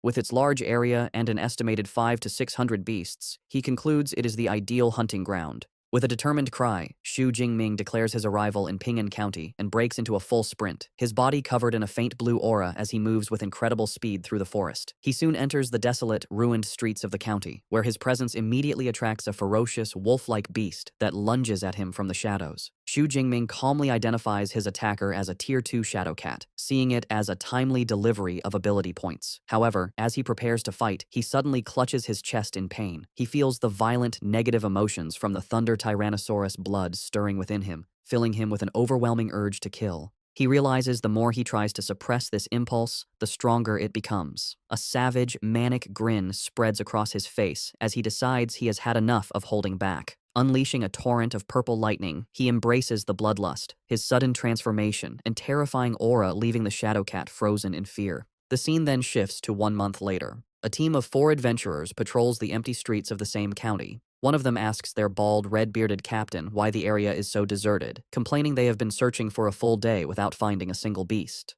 The captain angrily retorts that he has no idea. Finding the situation deeply unsettling, he reasons there should be hundreds of beasts in a city of this size, and even a mass migration wouldn't leave the area so completely barren. Just then, their luck seems to change as a large, tiger-like arm-blade tiger appears before them, startling the group. Relieved to have finally found a target, the captain rallies his men, declaring they should kill it together. However, before they can move, a massive spear of pure purple lightning descends from the sky. The energy spear slams directly into the beast, instantly obliterating it in a massive explosion of purple energy and debris. The adventurers are left stunned by the sudden, overwhelming attack. One of them nervously wonders if they just saw a new type of laser weapon. The more experienced captain dismisses the idea, explaining a laser would be much faster. He correctly deduces that the devastating attack was an incredibly powerful lightning element combat technique. The captain of the adventurer team quickly understands the situation. He concludes that the devastating attack was a clear warning and that a powerful individual has claimed the entire county as their territory. He urges his team to leave immediately. His men scramble to follow, with one commenting on how terrifying the lightning spear was, while another finally understands why they couldn't find any beasts. They had all been wiped out by this powerful lightning user. The captain yells at them to hurry, fearing the consequences if they linger and anger the mysterious powerhouse. The scene shifts to reveal the powerhouse, Xu Jingming, perched calmly on a high-rise structure. A system notification pops up, confirming his kill of a Tier 2 arm-blade tiger and awarding him 19 ability points. He reflects on his progress, pleased that after reaching a high level of proficiency, his Thunder Spear technique now has a range of over 1,000 meters. He then pulls up his status panel to review his accomplishments over the past month. By accumulating over 8,000 ability points, he has advanced from a high-level first tier to a high-level second tier user, and his Thunder Indestructible body has broken through to the third level. He also proudly notes that he has managed to raise several of his A-rank combat techniques to the intermediate level, a feat he believes no one else could achieve in such a short time. Having cleared out the entire county, Xu Jingming decides it is time to pack up. He plans to return to the supply base for the night before venturing deeper into the wilderness the next day. Back at the Yuanshui supply base, a group of adventurers watch in disbelief as Xu Jingming returns, weighed down by an impossibly large and overflowing backpack. They joke about the situation, wondering if his bag has grown legs and speculating that he must have foolishly hauled back the entire carcass of a beast. Unseen by them, Xu Jingming thinks to himself that it was a good thing he bought the reinforced version of the backpack. Otherwise, it never would have held the more than 400 kilograms of beast materials he had collected. He proceeds to the adventurer's hall and approaches the receptionist's counter to sell his haul. The woman politely asks what materials he wishes to sell and directs him to a large scale. Xu Jingming opens his massive pack, revealing a mountain of valuable, high-quality beast parts. He informs the stunned receptionist that he has over 400 kilograms of Tier 2 beast materials and asks her to see how much they are worth. Still in awe, the receptionist examines the parts, noting they are all the most valuable and pristine components, such as tiger tendons, claws, and rhino horns. Completely overwhelmed, she apologetically asks Xu Jingming to wait, explaining the quantity of materials is too large for her to handle alone and that she needs to call for help. Shortly after, a well-dressed man, with 2 female attendants in red dresses, approaches.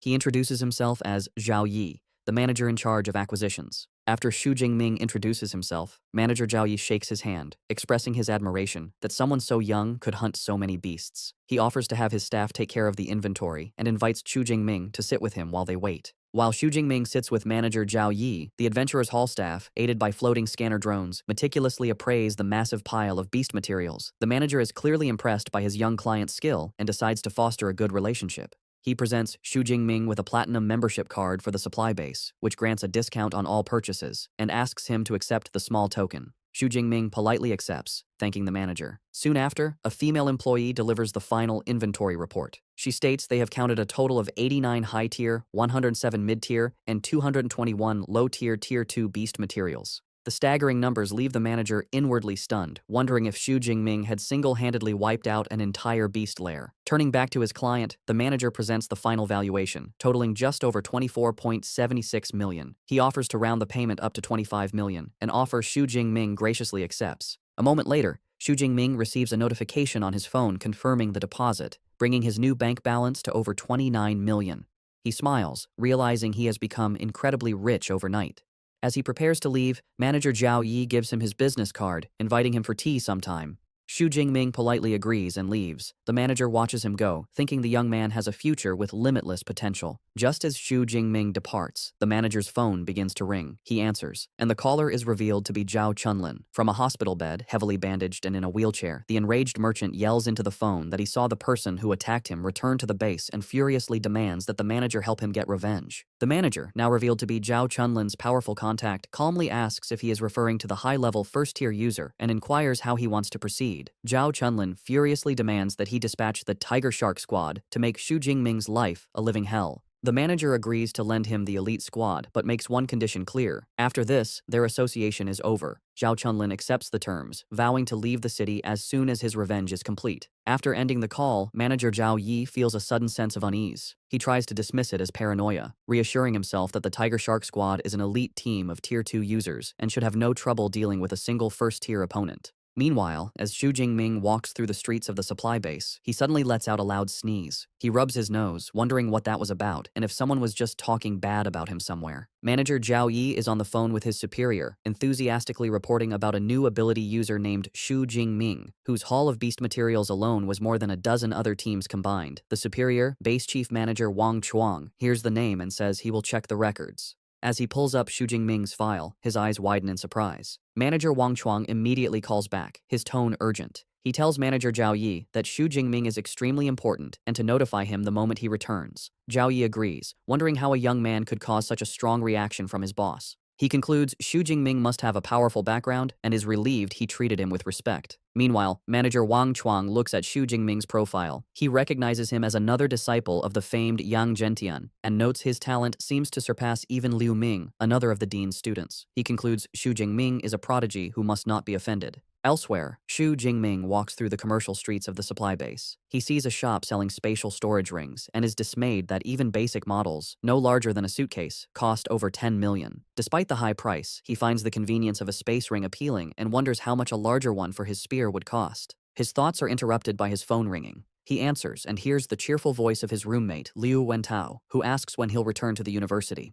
Xu Jingming says he will be back in about half a month and asks if something is wrong. He doesn't know he is being watched. From a hidden alley, a vengeful Zhao Chunlin sits in a wheelchair, surrounded by mercenaries, the Tiger Shark squad. The squad leader, a man with a blonde buzz cut and an arm in a sling, points out their target. He orders them to break Xu Jingming's hands and feet, then bring him to Zhao Chunlin. A female squad member coolly acknowledges the command. As Xu Jingming continues his phone call, Liu Wentao starts telling him about an arrogant new freshman at the university. Suddenly, Xu Jingming pauses, sensing hostile gazes. Liu Wentao asks what's wrong, but Xu Jingming, aware of the ambush, looks over his shoulder and calmly tells his roommate it's nothing, and to continue. As Xu Jingming walks into the deserted alley, the Tiger Shark squad is waiting. The squad leader signals that the target is in position and orders a member named He-ji to analyze his strength. Another member remarks their captain is being too cautious about a single upper first-rank user. As He-ji uses her psychic ability to scan their target, her expression turns to shock, and she exclaims that what she is seeing can't be possible. The captain asks what is wrong, sensing something is amiss. He-ji shares her psychic perception with the team, letting them see what she sees. Their view of the alley shows their auras as small flickers of energy, but Xu Jingming's is a colossal vortex of immense purple power that dwarfs them. The team is horrified, realizing his power is far stronger than an upper second-rank user and he could easily destroy them. The leader's face twists in fury as he realizes their intelligence was wrong and Zhao Chunlin sent them on a suicide mission. He immediately aborts the operation, ordering a retreat and vowing to settle the score. From the alley, Xu Jingming watches the squad members suddenly leap away and vanish, leaving him confused by their sudden withdrawal. He quickly deduces the only person in the base with a grudge against him is Zhao Chunlin and assumes this was a failed revenge attempt. He dismisses it, thinking people like that never change and he will teach him a lesson next time. The enraged Tiger Shark squad returns to Zhao Chunlin. The squad leader storms up to the merchant and slaps him powerfully across the face. The force sends Zhao Chunlin flying from his wheelchair. Stunned and in pain, he demands to know why he was attacked. The leader looks down with contempt, yelling that Zhao Chunlin's faulty intel was a death trap. He reveals the shocking truth. Their target wasn't an upper first-rank user, but a powerful upper second rank. The news leaves Zhao Chunlin speechless, unable to understand how Xu Jingming grew so powerful in just over a month. The squad leader, his face cold with disgust, declares he doesn't care. He terminates their mission, leaving Zhao Chunlin broken on the ground as his team departs. The Tiger Shark squad leader reports back to manager Zhao Yi, who is surprised to see them return so soon. The squad leader confirms the mission was terminated. He explains that Zhao Chunlin's intelligence was wrong. The target was an upper second rank user. He corrects himself, saying it's worse. Their scanner showed his combat strength is at least third rank, which is why they retreated. Manager Zhao Yi is enraged, wondering how Zhao Chunlin could make such a huge mistake. A sense of dread dawns on him, and he asks for the target's name. The leader says Zhao Chunlin only gave a description, a muscular man, about 1.9 meters tall, who carries a long spear. The description clicks, and manager Zhao Yi's face turns pale with horror as he realizes who the target was. The scene cuts to manager Wang Chuang's office, who slams his hands on his desk, sending books flying. He yells at Zhao Yi, demanding to know who gave him the audacity to ambush Xu Jingming. A terrified Zhao Yi nervously points out he's just an upper second-rank kid and questions if such a strong reaction is needed. Manager Wang Chuang calls him a fool and has a drone project Xu Jingming's records. As he reads, the horrifying reality hits him. The file confirms Xu Jingming is an 18-year-old upper second-rank user, the top scholar of Jiangnan province, and a freshman at Modu Superpower University. The most damning detail is his mentor, the legendary Yang Zhentian. Manager Wang Chuang grimly asks if he now understands, explaining a master like Yang Zhentian could level the base, and the state would do nothing. Overcome with fear, spikes erupting from his back, manager Zhao Yi bows and promises to handle the situation. On manager Wang's orders, 2 guards drag in the battered Zhao Chunlin. The terrified merchant is thrown to the floor, where he begs for his life. Manager Zhao Yi, his face cold, declares a simple beating isn't enough. The ringleader must be executed. He tells Zhao Chunlin he has only himself to blame for picking a fight with someone he couldn't afford to offend. Without another word, he snaps the merchant's neck, executing him on the spot. In manager Wang Chuang's office, manager Zhao Yi looks on nervously after executing the merchant. However, the base chief manager is not satisfied. He coldly asks if Zhao Yi believes that is enough to appease someone like Xu Jingming. With a menacing look, he tells Zhao Yi that while he has overlooked his shady dealings over the years, this mistake is too great. He declares everyone involved, including the Tiger Shark squad, must be severely punished to ensure no rumors spread. A horrified Zhao Yi can only watch. The scene shifts to the Adventurers Hall entrance, where the base's top management has gathered in a formal line. A crowd, including Xiao Qian and her team, observes the gathering. They recognize manager Wang Chuang at the front and note all department heads are present. They guess such an impressive lineup must be for someone very important. Just then, Xiao Qian's teammate spots a familiar face, pointing out the young man from Modu Superpower University. Xu Jingming, returning from his errands, looks on, confused why the entire management team is at the entrance. The man at the front steps forward. He warmly welcomes student Xu and introduces himself as the base chief manager, Wang Lun. Seeing the base's highest authority personally greeting him leaves Xiao Qian and her friends shocked as they realize there is much more to this young man's identity. Manager Wang Lun offers a formal apology. He informs Xu Jingming that for the offense, Zhao Chunlin has been punished. Furthermore, all accomplices have been rounded up and will spend their lives in prison. To make amends, the manager explains, the base has prepared reparations. Xu Jingming is impressed, thinking that a chief manager certainly handles matters cleanly and decisively. A female attendant brings forward a box, presenting Xu Jingming with the base's highest-level black gold membership card. Manager Wang Lun explains this card grants him free lodging and a minimum 20% discount on all purchases.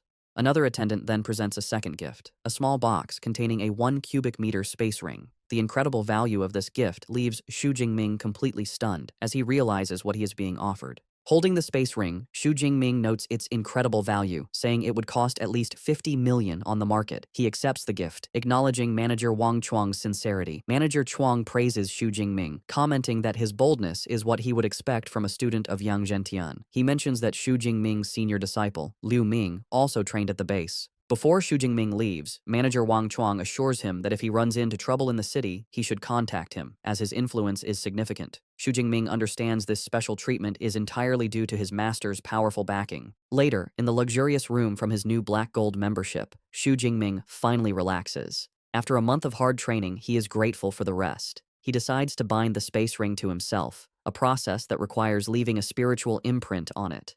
With his strong spiritual power far surpassing an average user of his level, he completes the task easily. Testing the ring, he finds he can retrieve items with a simple thought and store them with a touch.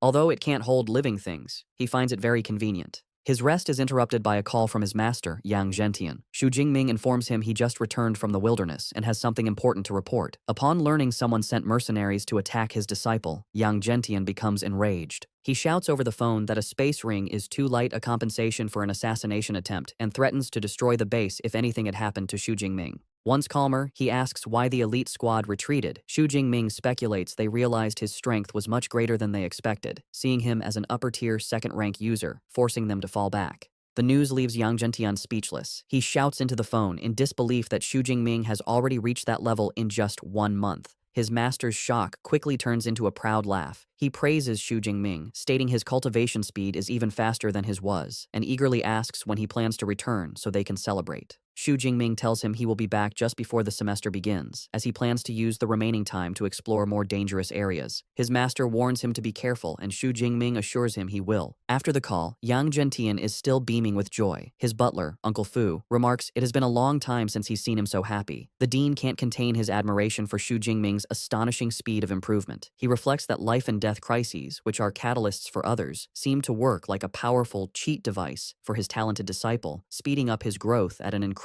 rate. Following his plan, Xu Jingming ventures into the forest mountain range, a more advanced part of the wilderness.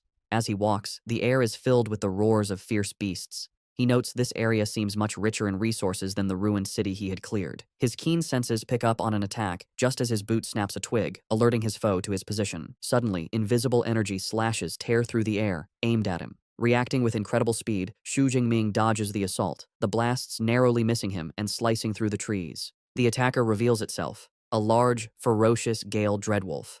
Xu Jingming calmly analyzes it, guessing that most third-rank beasts have special abilities. He identifies the wolf as a wind element creature, likely at a mid-tier third-rank level, and wonders how many ability points its defeat will give him. As Xu Jingming prepares to fight the beast, he senses another group approaching. It is the popular streamer Zhang Chuxuan, with her bodyguards and a cameraman. One of her men points out the Gale Dreadwolf, suggesting it would be perfect for Miss Zhang to defeat on camera. The team leader orders his subordinate to block the wolf's escape, intending to claim the beast for themselves. Xu Jingming observes this, thinking they are trying to steal his kill, which is against the wilderness rule where the first person to find a resource has claim to it. However, Jiang Chuxuan expresses her disapproval. She states that she dislikes taking another's prey just for filming content. The leader tries to frame it as a heroic rescue for their stream. Jiang Chuxuan is not convinced, saying she doesn't need fake praise and pointing out that Xu Jingming appears calm and capable, not needing help. Following her wishes, the team leader complains quietly but agrees to find another beast. He orders his team to leave. Xu Jingming watches them go, thinking Zhang Chuxuan's character is surprisingly decent for a famous online personality. However, he also notes the team leader seemed to have little authority. He dismisses the thought and refocuses on his hunt. The Gale Dreadwolf, annoyed that Xu Jingming stood his ground, lunges in a furious attack. Unfazed, Xu Jingming easily evades the beast's charge. The attack throws Xu Jingming slightly off balance, enraged that its prey is not taking it seriously.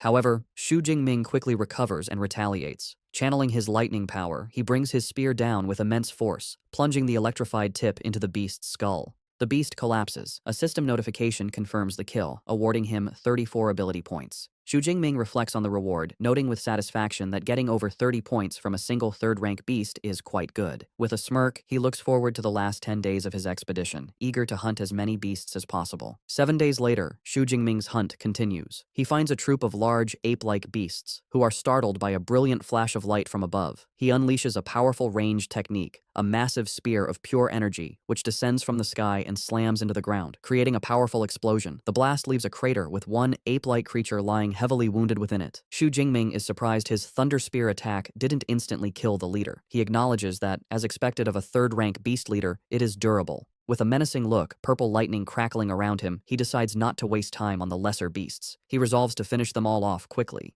He charges into the remaining group, his body covered in lightning. He moves like a blur, weaving through their attacks and striking them down with his spear. Standing over the defeated ape-like beasts, Xu Jingming's hunt in this area is a success. He checks his system panel, a satisfied smile on his face as he sees he has over 3,000 ability points. He thinks this amount should be enough to finally learn the powerful S-rank combat techniques he has been eagerly anticipating. Just as he is about to move on, his smartwatch beeps, projecting a holographic distress signal. Elsewhere, Jiang Chuxuan is desperately fleeing for her life, leaping through the trees at incredible speed. She is being pursued by a massive, armored, dragon-like creature. Through her panicked thoughts, she reveals her team was scattered by a powerful fourth-rank beast, and in the chaos, she ran into another foe, a low-tier, third-rank ground-digging dragon. She knows any beast associated with dragons is very fierce. As a mid-tier second-rank user, she understands she has no chance of winning, even even with a power-boosting pill. Her only hope is that another superpowered person will see her distress signal and come to her aid. Her situation becomes worse when she breaks out of the dense forest into an open clearing. She realizes, with a sense of doom, that without cover, the beast will surely catch her. As she feared, the creature closes in, cornering her completely. Just as the beast is about to strike, a massive spear of pure purple lightning descends from the sky, slamming in front of the creature and stopping its attack. Xu Jingming appears in a flash of lightning, standing protectively between her and the stunned beast. Jiang Chuxuan looks on in utter shock, immediately recognizing her savior. Seeing him stand his ground, Jiang Chuxuan frantically tells him to run, explaining that the creature is a low-tier, third-rank, ground-digging dragon he can't defeat. However, Xu Jingming ignores her warning, planting his spear in the ground as he calmly faces the beast, leaving her stunned. Frustrated that he won't listen, she feels responsible. She thinks it would be one thing if she died alone, but she can't bear the thought of getting an innocent person killed. Making a selfless choice, she sprints past him, shouting for him to escape while she tries to hold off the creature. The ground-digging dragon roars and charges at them both. Jiang Chuxuan prepares to fight. Before she can act, Xu Jingming unleashes his power behind her. He summons a massive spear of crackling lightning and hurls it over her head at the charging beast, leaving her to watch in stunned silence. The energy spear descends at incredible speed, piercing directly through the beast's armored head in a massive explosion of purple lightning and gore. The creature collapses, its head completely destroyed. Jiang Chuxuan falls to her knees in complete disbelief, stammering about how the fearsome beast was killed in a single instant attack. She looks up at Xu Jingming, thinking about his terrifying power. She realizes the sonic boom she heard earlier was from him, and wonders how he could be so strong when he's supposed to be only an upper-tier second-rank user. A notification appears for Xu Jingming, confirming the kill and awarding him 36 ability points. He smirks, thinking that, as expected of a beast with dragon in its name, it provides more points than a normal beast of the same rank. After the battle, Xu Jingming approaches Jiang Chuxuan, who is still on the ground, and asks if she is all right. She says she is fine, just weak in the knees, and thanks him for saving her. He modestly replies that anyone would have done the same and helps her up. Standing, Jiang Chuxuan says she owes him a great debt for saving her life, and he can ask for anything in the future. Xu Jingming politely declines, but says an autographed photo for his roommate would be the best reward. The request surprises her, but she agrees, saying she doesn't have one with her but can give it to him at the supply base. Her attention is then drawn to his weapon. She recognizes it as the famous Dark Cloud Gale Spear and asks if he's a student at Modu University. He confirms it was a gift from his master. Jiang Chuxuan explains the weapon is famous because it's so heavy only powerful users can wield it. She introduces herself as a second-year student from the Elemental Academy. Hearing this, Xu Jingming greets her as a senior. She internally notes she's never heard his name at school and concludes he must be a very low-key upperclassman. He realizes she thinks he is a senior because most students don't reach his power level until their third year, and he decides not to correct her. Still in awe, Jiang Chuxuan marvels that he could instantly kill a strong upper-tier third-rank creature. As he prepares to leave, she stops him. With a blush, she shyly asks if she can travel with him for a while, explaining she was separated from her bodyguards and can't survive alone in the wilderness. Xu Jingming agrees to escort her to the ruined city, from where she can get back safely. She happily thanks him. As they walk, she suggests they check the beast's cave for valuable items, which is why it attacked her. Xu Jingming agrees it's worth a look. On the way, she asks which academy he belongs to. When he says he is from the Weaponry Academy, she comments that she knows their dean, Yang Zhentian, has a very fierce nickname. Xu Jingming calmly informs her the dean is his master. The revelation leaves Jiang Chuxuan flustered and embarrassed, and she apologizes profusely for speaking badly of his teacher. Xu Jingming is taken aback, thinking that for a cold online ice goddess, she is quite a chatterbox in person. Jiang Chuxuan leads him to a dark, rocky cave, the ground-digging dragon's lair. Inside, he cautiously tells her to stay behind him, as he is unsure of what dangers lie ahead. She agrees, following closely as he leads with his spear crackling with protective lightning. Their caution soon turns to amazement. Deeper inside, they discover a hidden oasis. A small spring of clear turquoise water is surrounded by a garden of rare and fragrant flowers. Xu Jingming is stunned, identifying several high-grade medicinal herbs. His shock grows as he realizes the spring is an S-grade Earth Spirit Spring, a legendary healing treasure. He turns to Jiang Chuxuan in disbelief, asking if she is certain. She confirms it, explaining the spring nourishes the surrounding plants, turning them into rare and powerful herbs. Xu Jingming is impressed by her deep knowledge. She proudly reveals she is a certified second-grade pharmacist, a qualification he knows is very difficult to achieve. After assessing their find, Jiang Chuxuan estimates there is enough spring water for at least 5 portions of S-grade healing liquid. As thanks for saving her life, she selflessly offers the entire treasure to him. However, Xu Jingming proposes a fairer deal. He suggests they split the spring water, with him taking 4 parts to her 1 and divide the herbs equally. Delighted by his generous offer, she happily accepts. As Xu Jingming and Jing Chuxuan are dividing their findings, her team of bodyguards arrives at the cave entrance. One man is skeptical, questioning what could be valuable in an unguarded cave. The team leader corrects him, pointing out traces show it's the lair of a third-rank ground-digging dragon, and dragon nests often contain rare treasures. As they enter, they are surprised to find Jiang Chuxuan and Xu Jingming inside.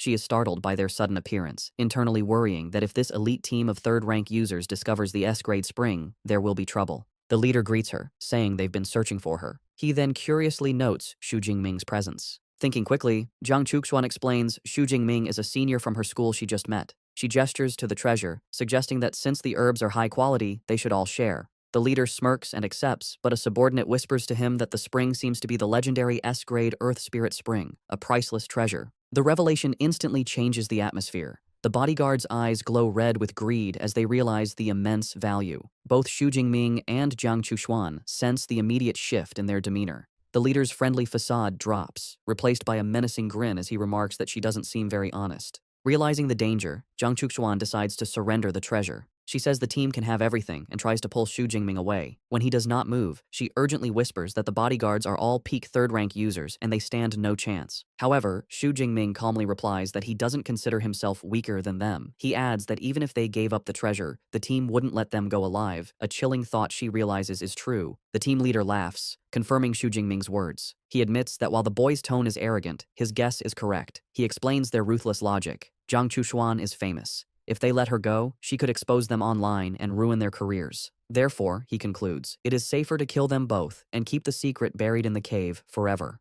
Refusing to be a liability, Jiang Chuxuan makes a difficult choice. She pulls out and swallows a red, power-enhancing blood-burst pill, determined to fight alongside her rescuer. The pill immediately takes effect, causing her A-rank ice superpower to surge violently. She unleashes her power, sending a wave of frost across the ground that begins to freeze the feet of the bodyguards. The team leader, unfazed, gives his orders. He instructs one man, Zhou Chong, to deal with Xu Jingming first, whom he mockingly calls Jiang Chuxuan's lover. The rest of the team is ordered to secure the cave entrance. With the plan set, the leader turns his attention to Jiang Chuxuan. His body transforms, his C-rank ability turning him into a massive, ferocious, saber-toothed tiger. He menacingly tells her that her life ends today. His men make cruel and lewd remarks, suggesting they should record everything before killing her, revealing their monstrous nature. Jiang Chuxuan is filled with despair, horrified to be facing beasts in human skin. She cannot accept dying in such a place, her greatest regret being that she dragged Xu Jingming into her fatal situation. She turns to warn him, only to be shocked by what she sees. In a flash, the battle turns.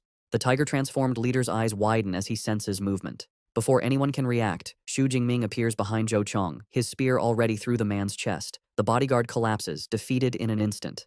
Xu Jingming looks down on his fallen foe coldly, remarking that even a third-tier fighter isn't much of a threat. The leader is stunned by Xu Jingming's incredible speed, unable to understand how his mid-tier third-rank subordinate was taken down so easily. He realizes with a grim expression that he has misjudged the situation. Xu Jingming is the true threat. Roaring with fury, he unleashes his own attack, swinging his massive axe in a devastating tiger roar slash. However, Xu Jingming effortlessly dodges the powerful blow, his body a blur of purple lightning. As he dodges, he analyzes his opponent's strength. He concludes that the peak third-tier captain's raw power is far stronger than his, and he realizes he can no longer afford to hold back. The tiger-transformed leader and his men are left confused by Xu Jingming's display of power. Realizing he is facing a much stronger opponent than he thought, Xu Jingming decides he can no longer hold back. He unleashes a hidden power, activating his Thunder Extreme mode. A massive, violent surge of raw purple lightning erupts from him, tearing his shirt and revealing a newly muscular physique. Jiang Chuxuan can only watch in stunned silence, her face a mix of awe and concern. The sheer force of this transformation shocks the tiger leader, who stares at the dark, swirling energy and wonders what kind of monster Xu Jingming is. Xu Jingming's appearance changes dramatically. His eyes now glow a piercing blue with slitted pupils, and 2 large demonic horns sprout from his head, completing his terrifying new form. He revels in the incredible surge of power, finding the feeling amazing. After a moment of shock, the leader dismisses the change, believing it to be just a special mode meant to be intimidating. Regaining his confidence, he prepares to attack again. With a ferocious grin, Xu Jingming rushes forward. The 2 warriors clash, the leader using a defensive skill called Lying Tiger Stone, certain his armor can withstand any attack from a lower-rank user. However, he is proven fatally wrong as Xu Jingming's own Lightning Gale Slash connects with his weapon. The force of Xu Jingming's attack is overwhelming, shattering the leader's powerful armor. The impact sends the massive Tiger Man flying backward, completely defeated. Xu Jingming stands confidently in his transformed state, declaring his body is now 3 to 4 times stronger, a level of power the leader's tough, beast-like hide could not withstand. The battle is not over. With their leader defeated, another bodyguard lunges at Xu Jingming, unleashing a powerful B-rank skill, the Flame Claw. Even in his transformed state, Xu Jingming's control is absolute. He effortlessly blocks the fiery assault with his own lightning. The bodyguard is left in utter disbelief, unable to comprehend how his advanced technique could be so easily stopped by a supposedly lower-ranked opponent. Xu Jingming stands over the now-defeated bodyguard. Acknowledging his opponent's resilience, he remarks that it's expected from a peak third-tier fighter, but declares he will end the fight with one final blow. Terrified, the man begs for his life, offering Xu Jingming the Earth Spirit Spring and all his savings. Xu Jingming coldly dismisses his plea, stating that it is too late for begging. Jiang Chuxuan watches the scene, her mind reeling in disbelief. She thinks that the team she hired, who cost a fortune and whose captain was rumored to be invincible, was utterly dismantled. She has never heard of any student from her university with such a powerful record, leading her to wonder if his ability might even be S rank. With the others defeated, Xu Jingming turns his attention to the remaining bodyguards. In his transformed state, he feels the violent, bloodthirsty urges from the Thunder Tyrannosaurus blood resurfacing, and he menacingly tells them it is their turn. The two men are frozen in terror, calling him a demon. Xu Jingming scoffs, retorting that compared to murderers like them, he considers himself far more human. Realizing they are outmatched, the remaining men make a desperate final stand. On their leader's command, they all consume their own blood-burst pills, preparing to fight to the death. The battle that follows is swift and brutal. The scene cuts to the aftermath, where Xu Jingming, now back in his normal form but shirtless, stands victorious amidst the defeated bodies of the entire team. The immense power of his Thunder Extreme mode has taken its toll. He leans against a rock wall, breathing heavily and completely exhausted. He reflects that while his transformation is incredibly powerful, the energy drain is severe. Using it for just over 10 minutes, he realizes, is more draining than fighting for several hours. After the intense battle, a concerned Jiang Chuxuan rushes to Xu Jingming's side, asking if he is all right. Despite his exhaustion, he reassures her that he is fine and suggests they collect the valuable spring water and herbs before they rest. Standing by the pristine spring, Jiang Chuxuan expresses her relief that the bloody fight did not contaminate the precious resource. They proceed to carefully fill several glass bottles with the potent water from the Earth Spirit Spring. After they finish, Xu Jingming notes they collected even more than they had estimated. He hands 1.5 bottles to Jiang Chuxuan, insisting she take them as her share, acknowledging that she also fought hard. Overjoyed by his generosity, she thanks him enthusiastically. However, their moment of relief is cut short. Suddenly, Jiang Chuxuan stumbles and cries out in pain. She collapses forward against Xu Jingming, realizing with dread that the severe side effects of the bloodburst pill she took earlier are finally kicking in. The severe side effects of the bloodburst pill finally hit Jiang Chuxuan. She cries out in pain and collapses forward against Xu Jingming, who is surprised but catches her. Lying on the ground, she thinks about how she is powerless, unable to use her energy, and too weak to even get clothes from her space ring.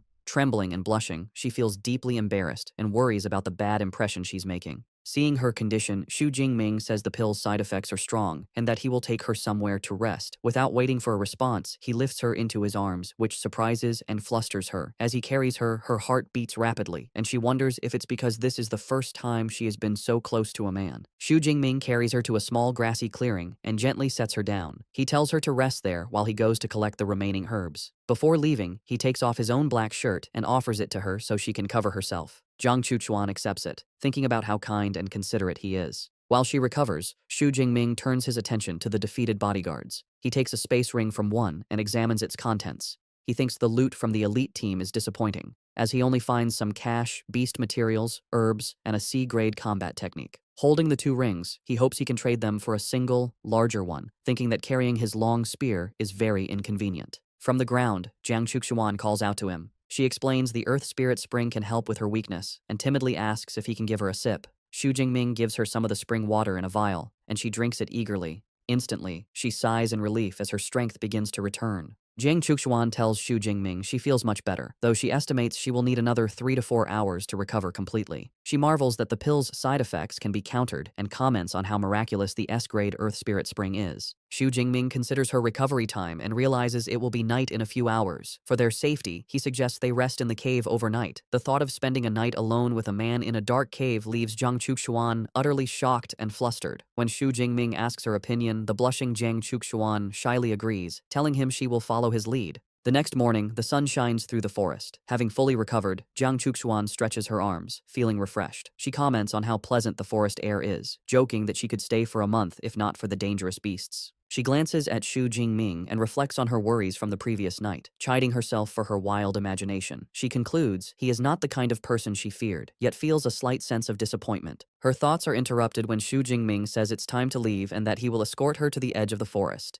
Surprised, she quickly agrees. The two then begin to run through the woods, with Xu Jingming in the lead. Suddenly, he comes to an abrupt stop, putting his arm out to prevent her from going further. A moment later, a massive, flaming creature leaps over their heads. Jiang Chuxuan looks up in terror, identifying it as a powerful, fifth-tier blazing tiger. The great beast lands far ahead and continues to flee. Peeking from behind a tree, Xu Jingming wonders if the tiger didn't notice them, but Jiang Chuxuan observes its panicked state and suggests it is running for its life. Her eyes widen as she realizes what must be chasing it. A massive horde of gray, wolf-like beasts with red eyes rushes past. In a hushed tone, Jiang Chuxuan explains they are iron-toothed rats. She clarifies that while they are only first-tier beasts, in a swarm they are incredibly dangerous and could overwhelm a sixth-tier powerhouse. Now she understands why the blazing tiger was forced to flee. Faced with the swarm, Jiang Chuxuan panics and urges Xu Jingming to flee. Reacting instantly, Xu Jingming grabs her hand, and they turn and run, with the horde of rats in hot pursuit. As they sprint, Xu Jingming knows the rats have incredible stamina, making a simple escape impossible. With the supply base 90 kilometers away, he realizes they need to move faster. His spear slows him down, and he declares he must abandon it. However, Jiang Chuxuan quickly offers a solution, telling him her space ring is large enough to hold it. She effortlessly stores the heavy spear, freeing him. Now much lighter,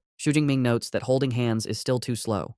He suggests it would be more efficient for him to carry her on his back, a proposal that leaves a stunned Jiang Chuxuan speechless. Before she can object, he swiftly lifts her onto his back and continues their escape at an even greater speed. He eventually breaks out of the forest and into a ruined city. However, their relief is short-lived. They see the swarm devouring another beast's corpse. Xu Jingming grimly realizes their worst fear has come true. The rat tide has overrun the entire area. Cornered, he declares they must fight. He activates his Thunder Extreme mode, his body erupting in purple lightning as demonic horns sprout from his head. He tells a frightened Jiang Chuxuan to hold on tight as he charges into the horde. He becomes a blur of destructive energy, cutting through the rats and earning ability points for each kill. Meanwhile, at a military outpost, Manager Wang Chuang and his team are monitoring the crisis. An official reports the rat tide is over 300,000 strong. Wang Chuang, looking grim, remarks it will be a devastating blow to the ecosystem. A subordinate shows a map of trapped ability users, lamenting that most will likely be devoured.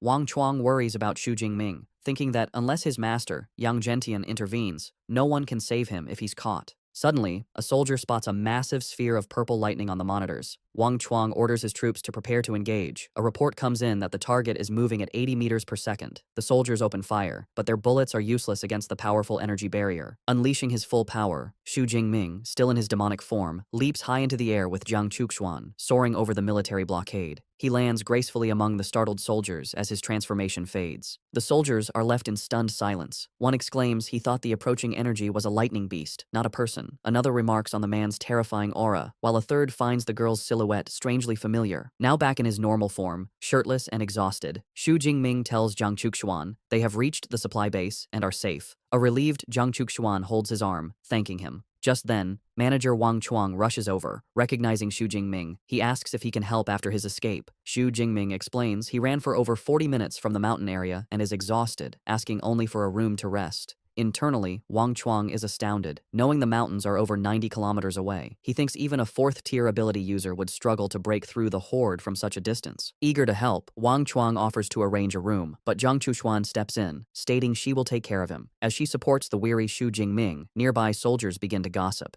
They recognize her as Goddess Jiang and comment on how lucky the young man is. They speculate about their relationship, with one soldier lamenting that his goddess has been stolen. 2 full days and nights later, Xu Jingming finally awakens in a comfortable bed. He finds Jiang Chuxuan by his side, who greets him with a cheerful smile. She tells him he has been asleep for a long time and she was about to give him some Earth Spirit Spring to help him recover. Surprised he slept so long, Xu Jingming asks about the wilderness. Jiang Chuxuan informs him the rat tide has not yet receded, so the area is under lockdown. She adds that after it's over, there will likely be very few beasts left. Realizing there is no reason to stay, Xu Jingming decides to return to the university, as the semester is about to begin. Hearing this, Jiang Chuxuan says she is also going back and suggests they travel together. Xu Jingming readily agrees. As they are making plans, Jiang Chuxuan remembers something she promised. She presents him with the autographed picture he had asked for. To Xu Jingming's complete surprise, the photo shows her posing suggestively in revealing lingerie, a far cry from what he had expected.